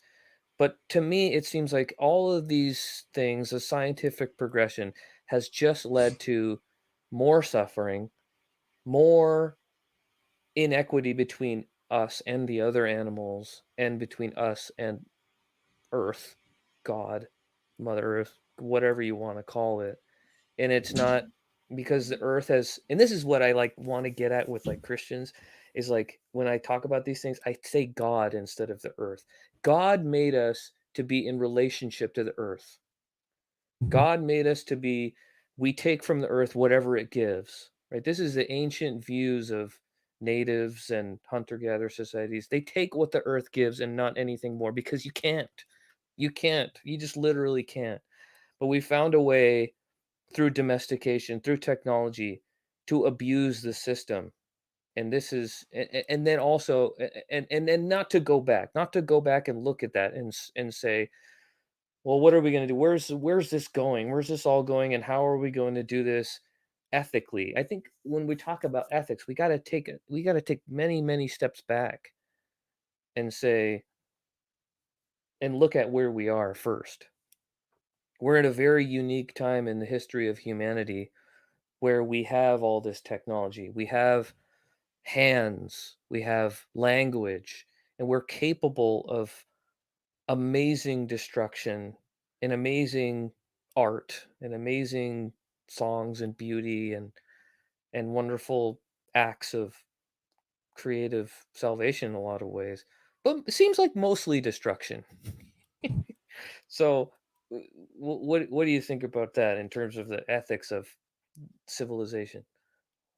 Yeah, I mean, I tend to think that scientific progress is a good thing. Um, at least down the line, I think that there is some creative destruction going on a little bit, where um, there's a period where it is chaotic and destructive, but on the other side of that, we'll have such high science that we'll be able to be responsible with it, but also um, be able to save our own lives and improve our own quality of life while still saving the species of the earth and keeping the earth clean and stuff like that. But I, I really think of a lot of things in a dualistic sense, where science can be good or evil. It can have implications where we could destroy the earth right now, or we could use it to save lives. And it's the same. Our specialness is dualistic. Like we could use that to go down a selfish route, or we could use that to become enlightened to the fact that we are the universe that is self-aware in a way. Like, we are divine beings because of that, but we can't let that go to our head at the same time and say like Hmm. we're more important than what we came from, because we are that. And it's like, again, everything is dualistic. It's we are the earth, but we are also separate from the earth. And in that way, it's like the earth through us can decide its own fate, and it's in our hands. And are we going to look at ourselves as totally separate or as completely one with? Or I think that there's, I think that the true way is to see it as the dualistic way is we are the earth, but we are also this other thing that has these other qualities, and it's this constant circle, like I guess like the yin and yang kind of thing. Mm-hmm. And that's what's really interesting to me about literature and spirituality and just fiction in general and just life. I think that's the bigger picture of life is, and what I describe as spirituality. I think that's really what's this whole conversation has been about. Is just those lessons are really what's important to us, and the irony is the ability to understand those lessons is also what leads us to kind of get distracted from those lessons in like the worldly pursuits. I guess Mm-hmm. what is kind of a way of putting it. And it comes full circle for me, kind of what you said. But um, and this is why I can't give up on my love for Jesus, because to Mm-hmm. me, he he he obviously he didn't foresee the issues that we're running into with the environmental things. But if there is a God and he spoke through Jesus, um, he pointed out the things that we need to hear. This is how I'm seeing it, is that these issues that we're running into now are all revolved around the same things that Jesus was dealing with. Because to me, it hasn't changed. The Roman Mm-hmm. Empire is still here. We're America, the globe now is all this Roman Empire, and it's all about money and wealth and oppression and hierarchies and slavery and all these things. And Jesus gets at that. He gets at it's the greed and it's these systems that keep the machine of capitalism moving, right? It's all run off of these things, right? I mean, I work for a living and I see myself as I'm a cog in this machine of, I build, I'm an electrician. I put the wires in these rich people's houses for them so that they can make more money in a lot, it's this whole system of things that's destructive. And this is the way I've come to see it. And Jesus points at that. He gets at that and he says, come out of this system or see it in a fresh new way. That when, like, here's another good example of, um did you ever see the show? It was called um oh golly, it was on Netflix not too long ago, but there was a character in it and she was a shit shoveler, like in like peasant times or whatever. And she ran around in the streets and scooped poo off the ground and flung it into her cart, right? And her dad was a shit shoveler before her, and her dad and his great grandfather and all these things. This long line of shit shovelers, and she wanted to be something else. She wanted to be an artist, or she wanted to be a writer or something. And her dad said, "You can't do that. You have to. Your dad was a shit shoveler. I'm a shit shoveler. Your grandpa was forever. We're all shit shovelers until the end of time." And I thought this is exactly what Jesus got at when he said, you must hate your father and your mother if you want to come after me. Because Jesus sees in the first century that the empire enforces on the serfs of its community this idea of family. And if your family was a certain trade, you must be that thing. And it keeps the cogs greased and well, it keeps everything in their place, right? In this system of oppression. And Jesus wants to free people from that and says, you don't have to follow that anymore. You don't have to be a shit shoveler. You can go out and be whatever you want. You can follow me and I'll give you freedom. And Mm-hmm. so it comes back to this is I think that Jesus and the atheists and the Christians, we all need to hear what these scriptures are saying. We all need to hear the same messages, and they're on Jesus is on the atheist side. We're all in the same team of we're trying to do this human thing under empire. But I think we need to see it that way. We need to not see that and I think we're realizing this more and more that America's this great thing in the world for truth and justice and from sea to shining sea. I think we're seeing now that we're the enemy in a lot of ways. We are the bad guy. Oh, for We're out there sure. bombing just like and things like uh, we need to see it this way. And these problems of us in an environment and becoming like what's his name from the Matrix says when he's talking to Morpheus, you humans, and he's rubbing his bald head in the Matrix, Hmm. this scene, and he's saying you're Yeah, a yeah. cancer and all this, right? I mean, it's just it's very gritty, but I think there's a lot of truth to it. And it's because as a society, as humans, as animals with language and hands, we've become very destructive. And we've opted, and we're not living into this Adam Jesus thing of from the earth, out of the empire, living together as God intended, God, the earth. This it's a lot to Mhm. take in, but I Well, think it's stuff that we all need to think about and take added into the formula. yeah, and I think as thinking beings, as aware beings, we have that awareness comes with the potential to go either way. It's like we could be the cancer, or we could be this amazing part of this huge natural machine. And it's like I guess it's like in the Genesis story, it's like that taking that apple of awareness and knowledge is the gateway to the sins, but it's also the gateway to knowing the truth and overcoming that potential to go wrong.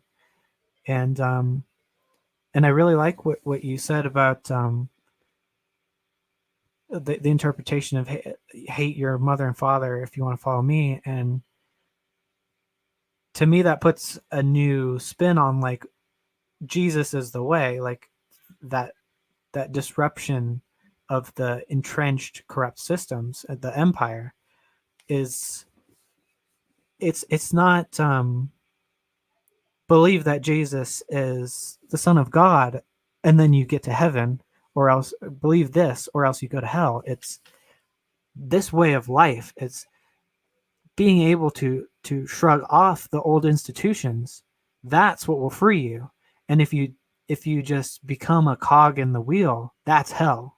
Mm-hmm. That's and becoming enlightened to all of this, that's true immortality. Mm-hmm. And you become part of the universe. And maybe like the ego death is kind of a part of that, where your conception of yourself starts to dissolve and become one with where you came from. And that's what it means to me.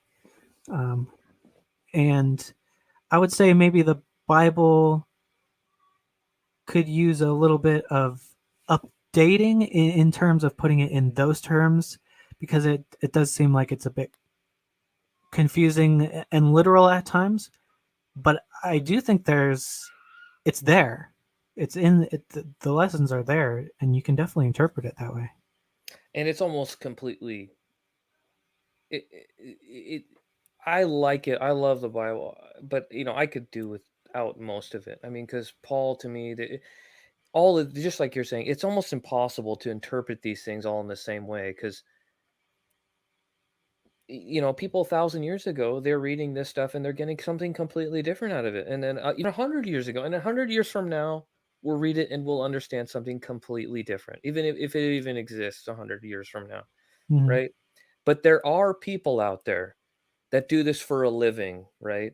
That the Mm-hmm. scientific and exploration that we're doing have dedicated their lives to finding out the what did they mean by this in the first century? And we probably don't get a very good idea of it.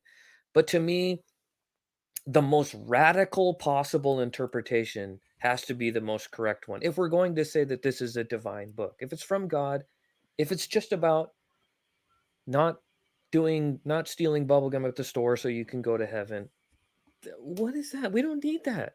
But if it's Yeah, about like well, what we're talking about, setting people free from these corrupt systems of corruption and leaving people for dead, marginalizing people, keeping the poor poor and making the rich richer. These are the same things that empire's been doing for thousands of years, and we're still in, and we're still dealing with. And that Jesus has a lot to teach us if we, just like the gospel says, if we have ears to hear. But the people that are in power, that have the money, these big church organizations, and whoever it is, they're going to make the Bible say whatever they want it to say. They want it to say, make sure you're paying your tithes. Make sure you're reading your Bible. Make sure that it keeps them coming back. It keeps them paying the money. It keeps mm, them in the system, right? Because this is what's fueling the church industry in a lot of ways, right? yeah, It's all just for money. I think there's definitely some truth in what I was saying earlier that the Muslims believe that the Bible was corrupted. I think there are literary metaphorical truths in there, and then people put in their own self interests all throughout that. But when you say the radical interpretation, what I understand, and correct me if this isn't kind of how you mean, but I understand like it's not the surface meaning of if your ox kills this guy, then do this, and because that's not applicable to our times. It's what radical would mean is it kind of seems like an offbeat interpretation of what's going on, but because that part of the story is something that is a lesson that will transcend time, it's not what the story is actually like literally talking about. It's this the radical version is something that's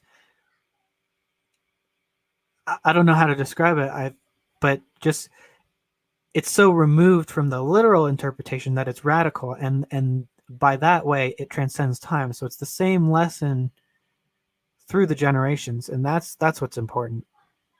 And I think that it doesn't have to be like, and I think that the writers of these stories understood that empires come and go, they rise and they fall, and they never change. It's always the same thing. The earth is and humanity will always be the same. It's just we've always witnessed. We think that we're so smart and so clever because we can make electric powered vehicles and send people to the moon. Mm-hmm. But we're just as susceptible to the allure of power. We're just as susceptible to everything that we've always been. We've always been susceptible to enslave the weaker tribe for my benefit. And we haven't escaped that. We're still that same tribe of apes that we've always been. But now we have nukes and guns and things, right? So Mm-hmm. um and I think we can these gospel writers, and if there is a God out there and he's revealed himself through Jesus, this is the message he wants us to get. And it's getting right at the core of the problems that we're all dealing with if we but have ears to hear. And Yeah, I mean that. it seems to me that we need to hear, and we need to join together, right? to Yeah, to see the world through the eyes of the poor and the oppressed, and of the communities that all of these scientific and systems and oppress the most. yeah. I think that's almost a great argument for the hiddenness of God, where He doesn't actually want us to focus on is there a God or is there not a God. It's forget all that stuff. Try and find what's actually what the metaphor is that's going on here. And I think if there is a God, he is hiding for a purpose similar to that, Yeah, where I don't it's know. it's I not don't about know. it's not about do you believe this specific faith. It's important to just believe this faith and this faith only. It's got to Hmm. be something bigger than that. Yeah, and that to me is the most. It's the most beautiful and the most tantalizing view of the scriptures that I've seen to date. Is that it is the most um, disruptive. It's the most thing. It's the thing I don't want to hear, frankly. Like a gospel that says Jesus wants to give you riches and he wants you to be wealthy and happy and healthy. I like that a lot. I Mm-hmm. do. I mean, you can see why that makes a lot of money, right? But the gospel that says sell everything and serve the poor, that doesn't make money. That doesn't help anybody. You know, why would we preach that? But that to me is if there is a God, that's exactly what he would say, because that's the thing that humanity needs to live on an earth, is to think about our neighbor being the other creatures too, the other animals that we have to live in harmony with. And we can't do that the way that we do empire. I don't think it's compatible. So let me ask you this, because I have a friend that's kind of like you, that he sees these great problems, but he thinks that there is technological barrier that we can kind of break through, where we can sit in our air conditioned homes and watch Netflix and not harm the rest of the animals. Is that a Mm-hmm. foreseeable future to you? Because I don't see it. Yeah, I think it would require a radical change in the way that we see our comfort lives. I think again, it's kind of dualistic. I think in a lot of ways we have to regress, in and a lot of ways we have to progress. Like I think we have to progress towards cleaner forms of energy, but I think we need to regress more towards growing your own garden, having your own animals, or maybe just everything needs to be more localized. Have your own local food sources. We need to be more self-sustaining instead of. There are great things about trading across the world, but then you become interdependent, and this is like the Tower of Babel. Is it just everything's so dependent on one another that if you take out one pillar, it all falls down. And I think that's one reason I think a lot of zombie stories get at us, and definitely what like George Romero and some of the pioneers of zombie stories were trying to tell us about is society is so interconnected that as soon as you throw a kind of wrench like the dead coming back in, all of society collapses. And that's one of our biggest fears. And I think the pandemic kind of, uh, with COVID, showed us that we're kind of on the brink of that with where something as simple as toilet paper was gone from the stores, and we're just dependent on going to a building and everything we need is right there. And if it's not, we have no idea what to do. And so I think that technology can provide a lot of uh, solutions to the problems of health, of energy, uh, collecting energy, storing energy. Um, but we have to also find a way to not to be independent in that way, so that we don't have to just burn so much gas. We don't have to travel so far, um, waste so much time, destroy so many habitats, and we can learn to live with animals and learn to live with plants and take care of them so that they can take care of us. And yeah, I, I think that that's possible. It would require a radical shift, though. Yeah, my Maybe buddy, a period of strife, and then we'll come out on the other side. But yeah, I mean, it seems like it's gonna take something like that, and I'm gonna get my friend on my channel here probably in the next couple weeks. He was sick today, but his idea is humanity can transcend to the next level and like mine asteroids and things and power these ships and stuff and let the Earth kind of do its thing. I suppose it's possible, mhm. but I don't know how much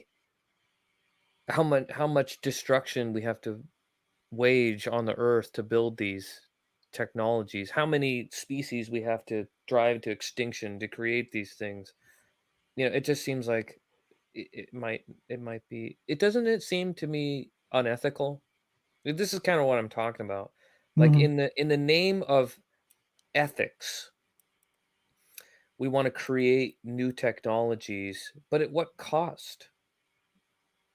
Yeah, Right? I mean, I don't it's how do you tricky. plug that into the formula, right? It's like an impossible Yeah. thing. And that's what I'm talking about with we're so early in this thing called modern civilization that we haven't had a significant enough disruption to our own watersheds to really awaken us to it, right? It's kind of sort of happening with, well, the ice caps are melting or this species just went extinct or whatever it is, but it's not enough for us to go, what's happening? Like what's happening in our world and what's creating it? And I just thought, I would think that the people that are aware of the human history of out of Africa or whatever it is, hunter gatherer society to whatever the progression and age of empires thing, would see this, that this is a new novel thing, this empire civilization thing. And what is it doing to our brains and our psyche, and what's it doing through us to our world? I haven't heard that very Mhm. much. Besides with this one guy, John Zerzan, on Julian Smith's podcast. But so I'm trying to reflect some of that into the world and get a little bit of feedback. Have you heard of the book series My Ishmael? Yes, yeah. Have you read it? I haven't read it, but I've heard a lot of good things about it. It's good. You should go for it. I think the I have it here somewhere, but I think the first one is Ishmael, and then the sequel is My Ishmael. Hmm. Um, but yeah, it's a little bizarre. It's about a psychic gorilla, but um, A he psychic gorilla. yeah, but it's Wow. conversations with this gorilla who's talking about a lot of the stuff that you're kind of talking about, and he has this different perspective because he's a gorilla. He's lived in the wild. He's been taken by humanity, and now is talking to this kid who like comes and visits him, and it's talking Oh, that about does sound interesting. yeah, it's a page turner. Wow. But yeah, I think that is a really delicate ethical balance to strike. Um,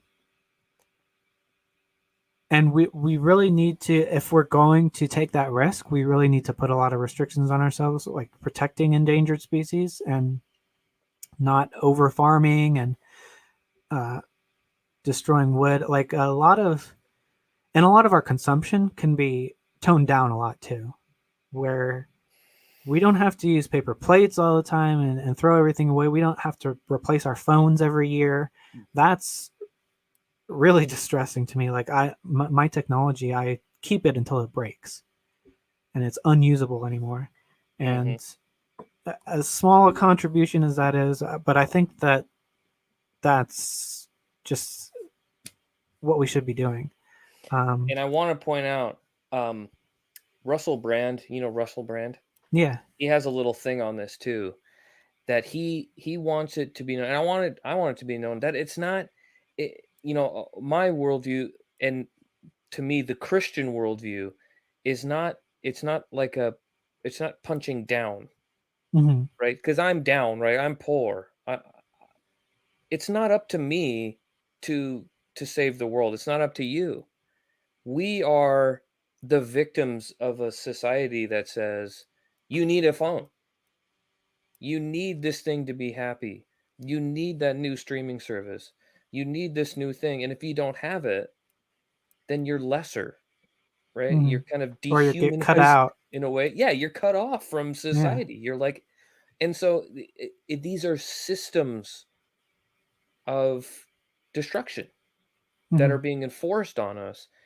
And this is like the great thing about Jesus to me is that he's helped me to see that, right? And to be able to Yeah. see that it's not it's the job of all of us Christians, humans, to hold the powers accountable, right? I mean, because these people they want to sell us Coke, and then they want to make us recycle it, right? They're the Mhm. ones that made us want this stuff, and now it's like in the ocean, and then they blame it on us, Yeah. right? I mean, that's not fair, and that's not we have to hold them accountable. We have to do what Jesus does and punch up, not down at the lowly people, right? It's the systems and the people in real power that need to be responsible and need to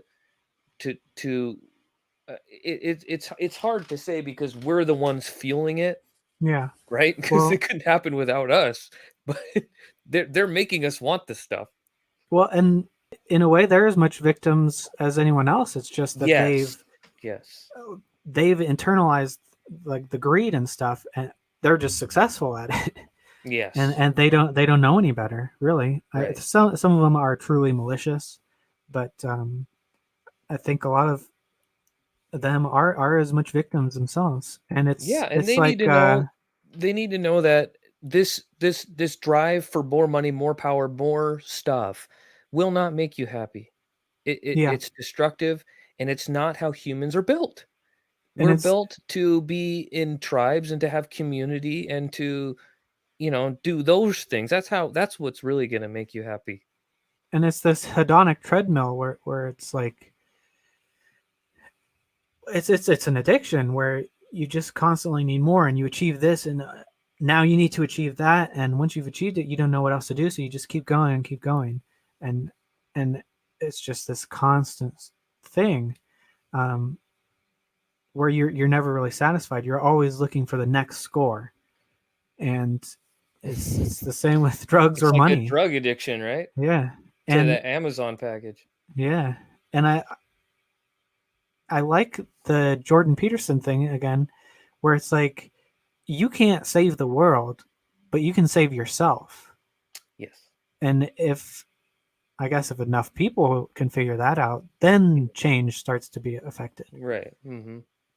Mhm. And that's kind of a Christian I think it metaphorical should truth be. as well. I think it should be. I think the Christians should be at the forefront of revealing these truths and revealing these empirical systems of oppression that Hmm. we're all under. But most of the time, they're just the ones propagating it.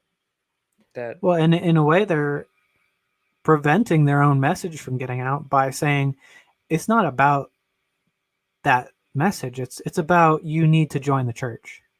You need to say I believe this that, and that's exactly. it's paradoxically hurting their movement Hmm. because it's now as unpopular as it's ever been since its rise. Yeah, I mean, is that maybe you know more than I do, but it seems like I wonder what the numbers are on like church attendance. Are they going down?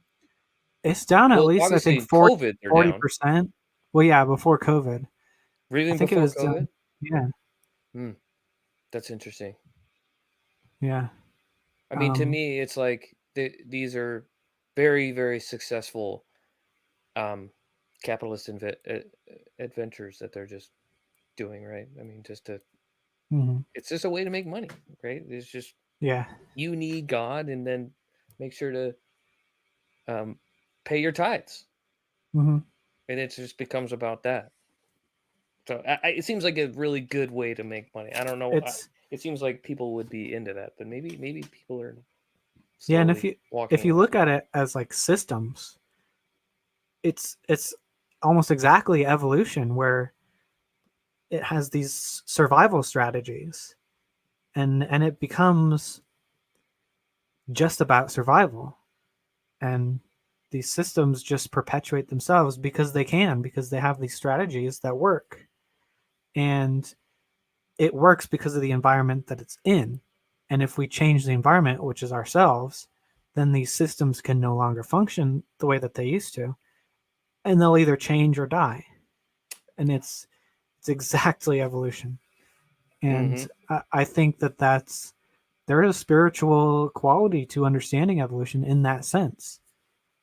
But in the other sense, the corruption will always find a way to adapt as well. So we always have to adapt and keep our eyes out for that. We can't ever become complacent.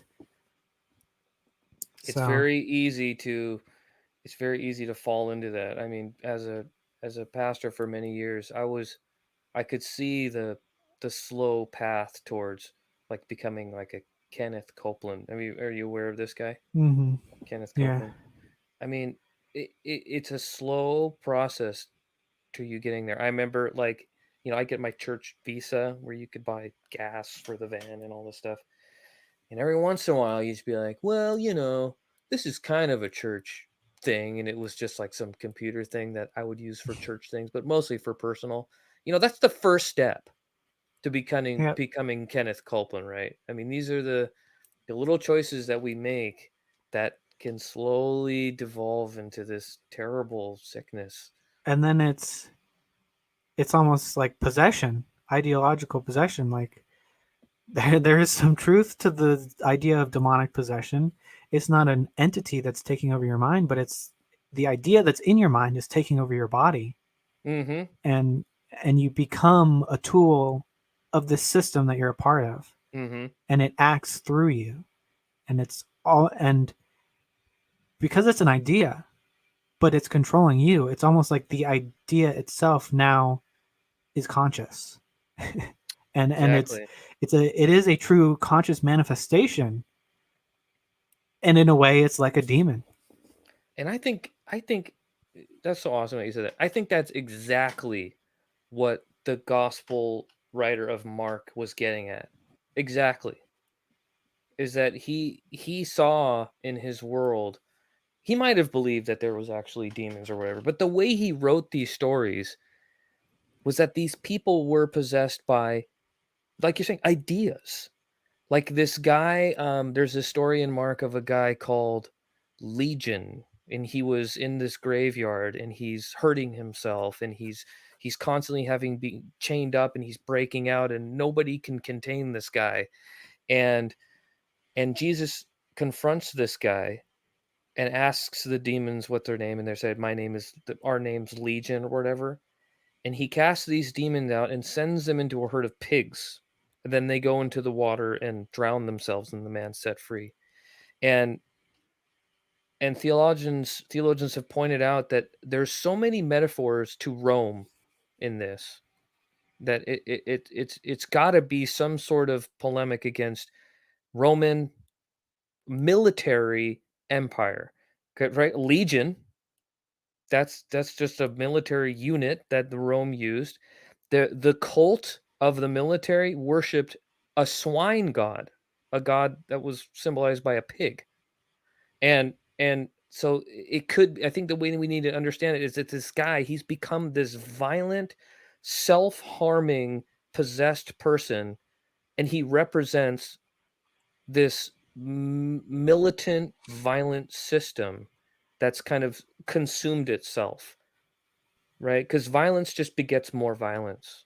Violence doesn't Mm-hmm. bring peace. Violence just compounds. And then he kind of adopts this thing. He casts out the demons. They go into the pigs, and then they drown themselves in the water. It's kind of like an Exodus story, right? Because God parted the seas, and then the Egyptians go down there, and the sea swallows them up. It's God's victory over this empire, right? And Mark's adapting this situation for Rome, and the violent, destructive nature of the what do we call, the military complex. I mean, that's an incredibly powerful. and radical interpretation of that. And it's just exactly what you're saying. These demon possessions, uh, they're ideas. And if there's anything that's real about demon possessions, it's exactly that. Is that Mhm. these things get in our minds and they transform us and they harm us and they, just like in the stories, they throw you to the ground and they just turn you into a slobbering, violent, self-harming beast. And Mhm. and the way of Jesus, the way of seeing these systems of oppression can liberate you from that. I mean, how great Yeah, is that? yeah, and it's like religion as the mind virus. It can have these enlightening things, but it can also just be the virus where it just seeks to self perpetuate.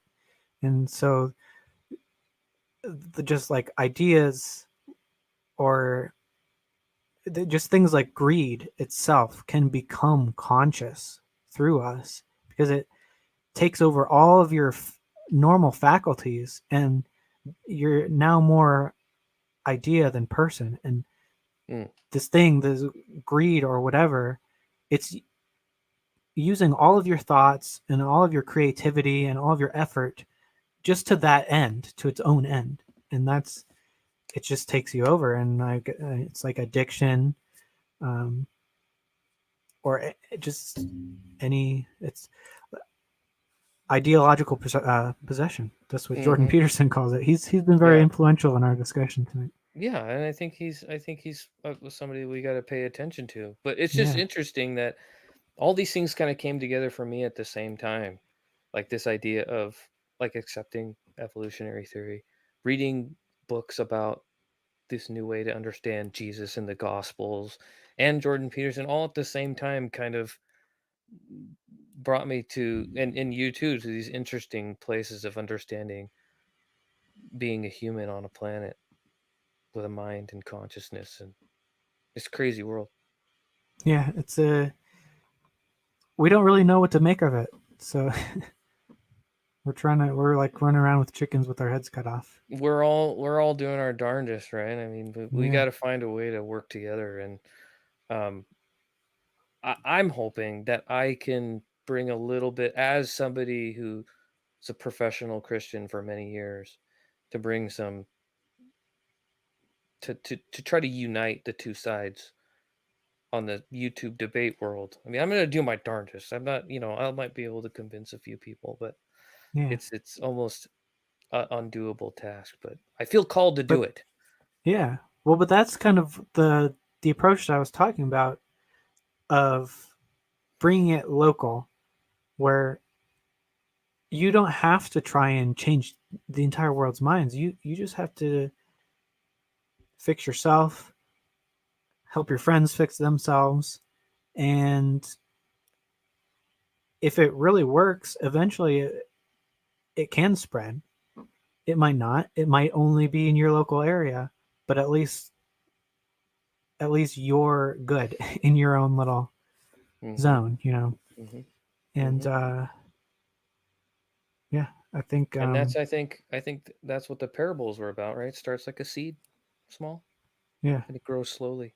yeah, The way of Jesus. yeah.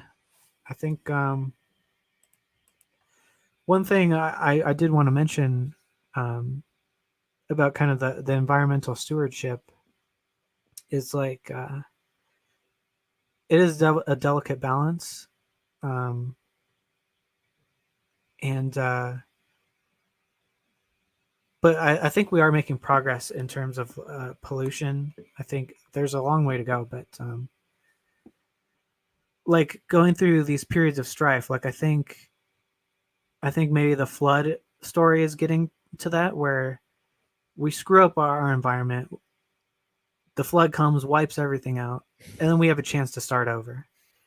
And I think a lot of our pollution is like that, where like our industrial progress creates a lot of pollution. And places like India right now is and China a lot are creating a lot of pollution. Um, not to take America off the responsibility because our military is the single worst polluter on the planet, but I think we have to go through these cycles of cataclysm to kind of get to the other side, where my friend's dad is he's the head of the Mars Society, and he kind of changed my mind on industrial progress in the way that, well, you have to let them go through their cycle of polluting a lot and being destructive, because on the other side of that they'll get to clean energy. They'll have the infrastructure available to transition to the other side. And I think there's some truth to that. It might, in the end, it might be more pollution than it's worth. But I think that there is truth to going through those periods of creative destruction, and usually we're better on the other side. I think generally we are making progress, but we do have to be a lot more concerned than I think we are that it could go wrong, because it is going wrong. Yeah, and I try to be optimistic about it. I try, because it seems to me like there's no good way to do it. There doesn't seem to be a way to maintain the level of energy that we need to watch Netflix and mine bitcoins and not destroy the entire planet. I don't know if there's a way. Mm-hmm. There might There's no be, cheat and that'd be code. great. There's no cheat code, but there's also another way that might be impossible too, is to give up on the project and let the earth take us back. Yeah. To But yeah, I the way think, that it created us to be. I mean, I'm well, in the always short tempted to term, try to just go and live mm-hmm. off the land somewhere. I mean, I can't Yeah, now because I have you know, I'm stuck. yeah. I think in the short term, it's definitely would have its benefits. I mean, the way nature bounced back just in those first few weeks of COVID lockdowns was Right. like It's pretty amazing. inspiring, um, but not so good for us in a lot of ways. But I think if we go back to those times, how long until we just repeat the Come process back. again? Yeah, Yeah, exactly. because then we'll be fractured into these different tribes, and then Yep. maybe Yep. history just And you're completely right. repeats itself. You're right. And I think it's probably inevitable that when you have creatures with language and hands, it's just inevitable that they're going to discover, oh, you know Mm-hmm. what, we could take that animal over there and put it in a pen and really get some money out of it, and then before you know Mm-hmm. it, you just develop the nuke again. It might be impossible. So Yeah. maybe the answer is just keep going through and hope you don't destroy every single species before you find a way to do what we maintain our way of life peaceably. And I don't know, but the other half of that to me that I think is important is I don't know if this way of life makes us happier. I think it Yeah. probably is damaging to to us and creates more problems than we realize, even though we think of this is like the way forward. This is the most, we want to have the most comfortable, happy, healthy lives, but it seems like it does not creating that. It seems like Yeah. it's But comfortable, but it's yeah, probably not healthy. we're getting fatter, unhealthier. Let We can more treat mental illness. more. Yeah, we can treat more health problems, but it seems like we're getting more stressed, more. Hmm. Um, Not that living off the wild is not stressful, but we're Right. living under the yoke of a feudal lord. But it just, the more things change, the more things stay the same. Where we find stress in other outlets, where we're just spending all day on Facebook, and our lives are ruined because someone said something bad on Facebook, or we said something bad on Facebook, and we get canceled. Hmm. And or we just get so in our heads about the who's the president and Mm-hmm. um, you know whatever's going on with the world, where Right. we take too big of a scope and we don't focus on our own lives. We're just concerned about the whole state of the world, and we see every problem Mm. from top to bottom instead of just focusing Mm. on what we can do in our immediate lives. Yep. But I And think again, I don't think it has to inherently be that way, but we're not coping with we're not staying current with the problems that we have. We're always lagging behind a little bit. mm-hmm. Mm-hmm. And kind of like you said, it could be that just like Jordan Peterson says, life is suffering. It's Hmm. suffering if you're getting eaten by bears and you just lost your another child to whatever at birth, because you're a hunter gatherer, or you're being oppressed by the feudal lords, or you're warring with, you know, whatever. It's all the same. But the only difference to me is that hunter gatherer tribes did not have the capability to destroy an entire planet like we do. I mean, sure, Hmm. they might be able to, eat a whole forest of berries or something. I mean, they could be pretty destructive, but not anywhere near the level of capability that we are now. So that to me kind of tips it to that side that I don't know. These are all things that I'm Yeah. processing in my mind. Is I want to find a way to see the world truly as it is, and not let my environment dictate how to think, Hmm. right? Because my mind has been evolved over millions of years for these certain conditions and these certain things. It has these certain biases and all these things, and it's disturbing when you grow up in a religion that taught you that all these things are just so and they're not any Hmm. other way, and then you come to think, well, maybe there's another way, and Yeah. maybe there's more out there, and I want to know that. Well, but it's kind of like Pandora's box. Like once it's out of the box, there's no putting it back in. Yeah, exactly. I um, can't learn these things, right? yeah. But I can still kind of, I try to bury them deep down and you know just go through life, just the rest of us, and hope that, just like you're talking about, just I'm gonna do the best I can with my life and try to live the way that I like everybody else to live, and try to see if it is contagious, and somehow trust in this thing that Jesus talked about, that it starts small and it will grow. The kingdom starts like a seed and it grows into a tree. And I try to trust that, even though it's illogical and not, it's impossible to believe that it's true that this gospel can change the world. I think that's the calling. Yeah. Yeah. I think this is Gives us hope. the next stage for both the atheist and the theist movements. Is I hope so. I think they'll find a way to synthesize at least some kind of meaning, Yeah, I common mean, meaning. take all we've learned from science.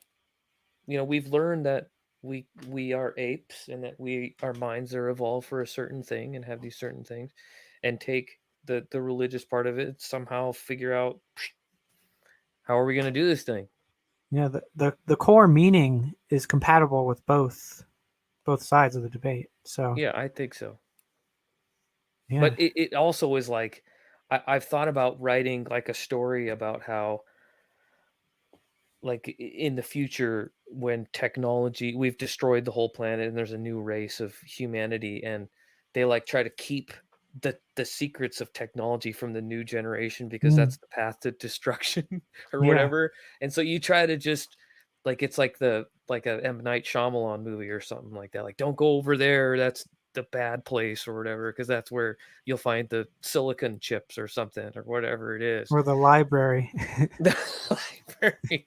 Yeah, I mean, it's just an impossible task, but it's just I don't have the solution, but I have ideas and I have new ways of looking at things that I think, especially this YouTube Yeah. community, could bear to listen to at least.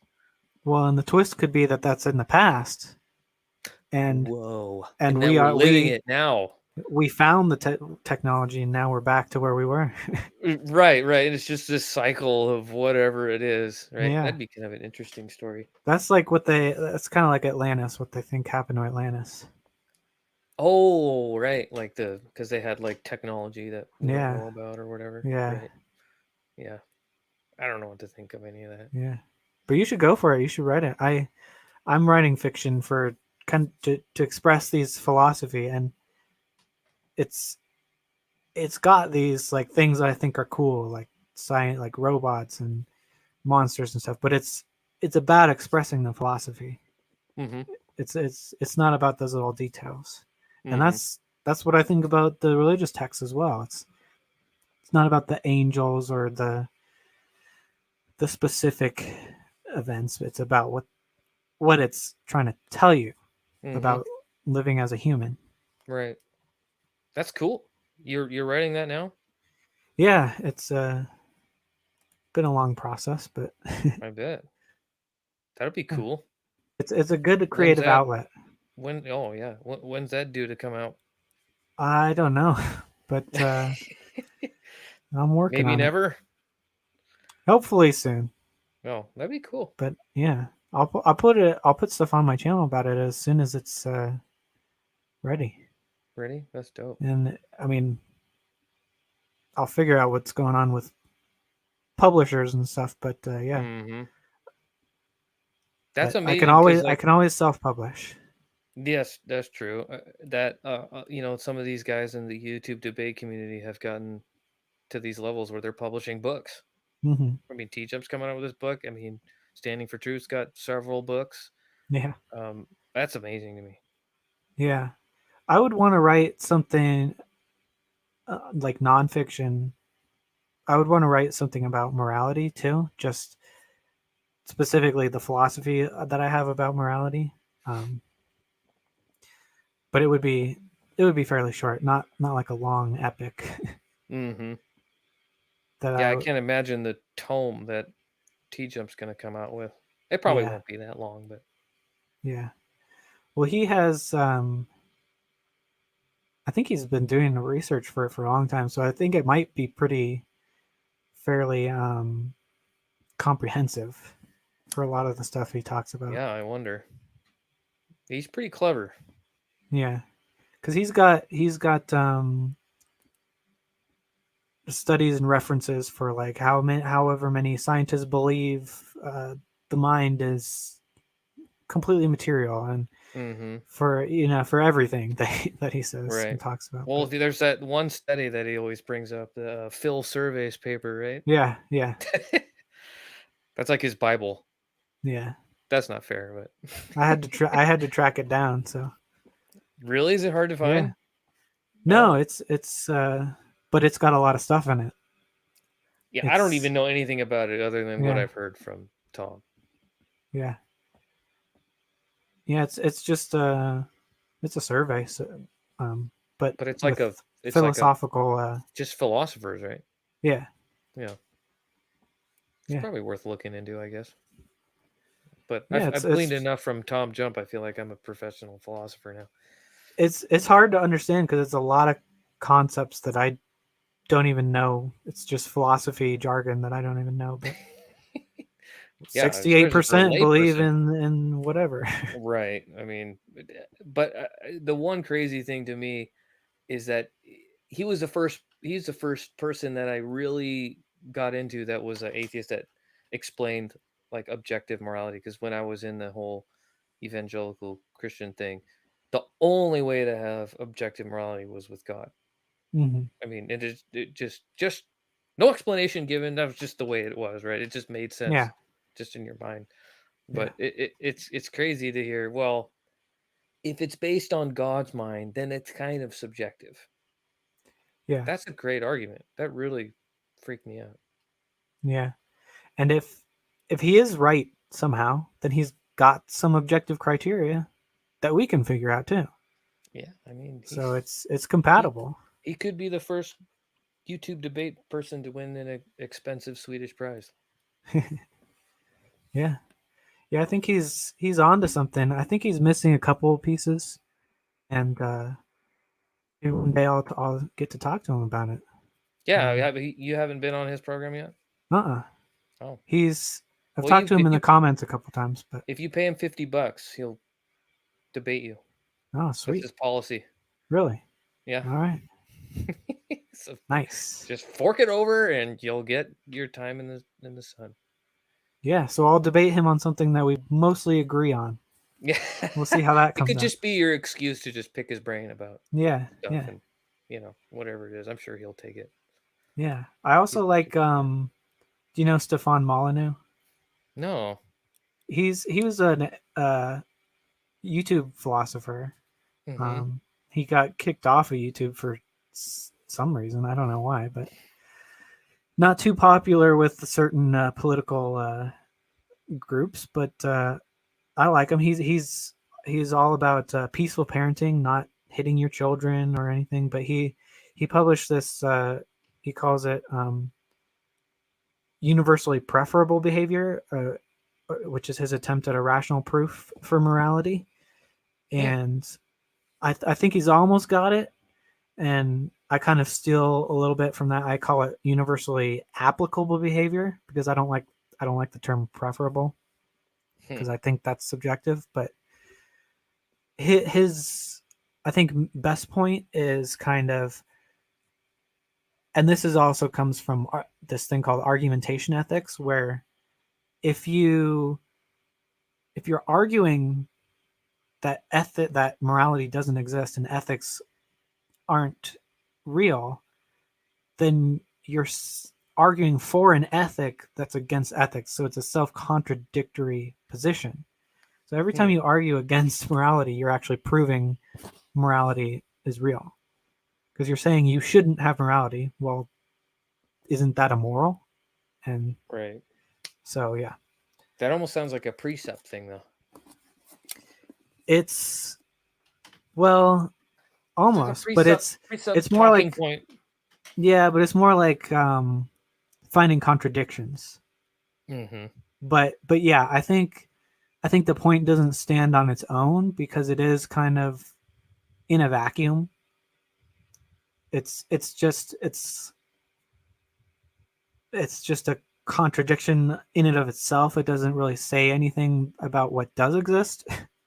So I think, yeah, I think there's more work to be done in terms of morality, but I think that's a really good point. Hmm. That's interesting. Yeah. Is he not on YouTube anymore?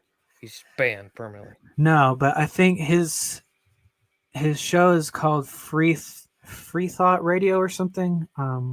Free Free Domain. Something like that. He's Oh, a so libertarian.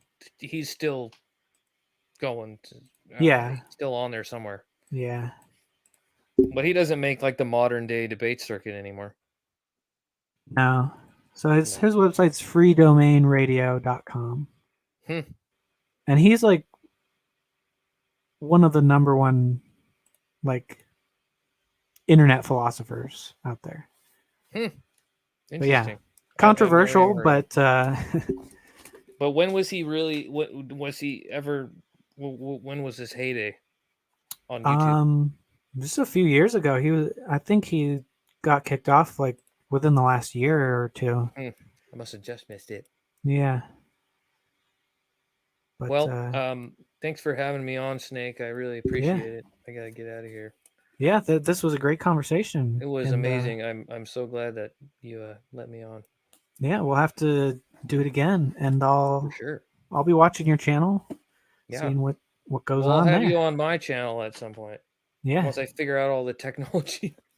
Yeah. Well, Hard it if looks. I only got like a basic understanding, but yeah, if you need any help with some of the basics, I'll help you out with That's sweet. I'll yeah. hit you up. Alrighty. Well, All right. thank you Thanks, for man. coming on. Thanks for reaching out to me, and My pleasure. yeah, and thanks for sharing your thoughts. No problem. I'll be seeing you around for sure. Yeah, man. See ya. All right, I'm gonna end it now, and see ya. Peace.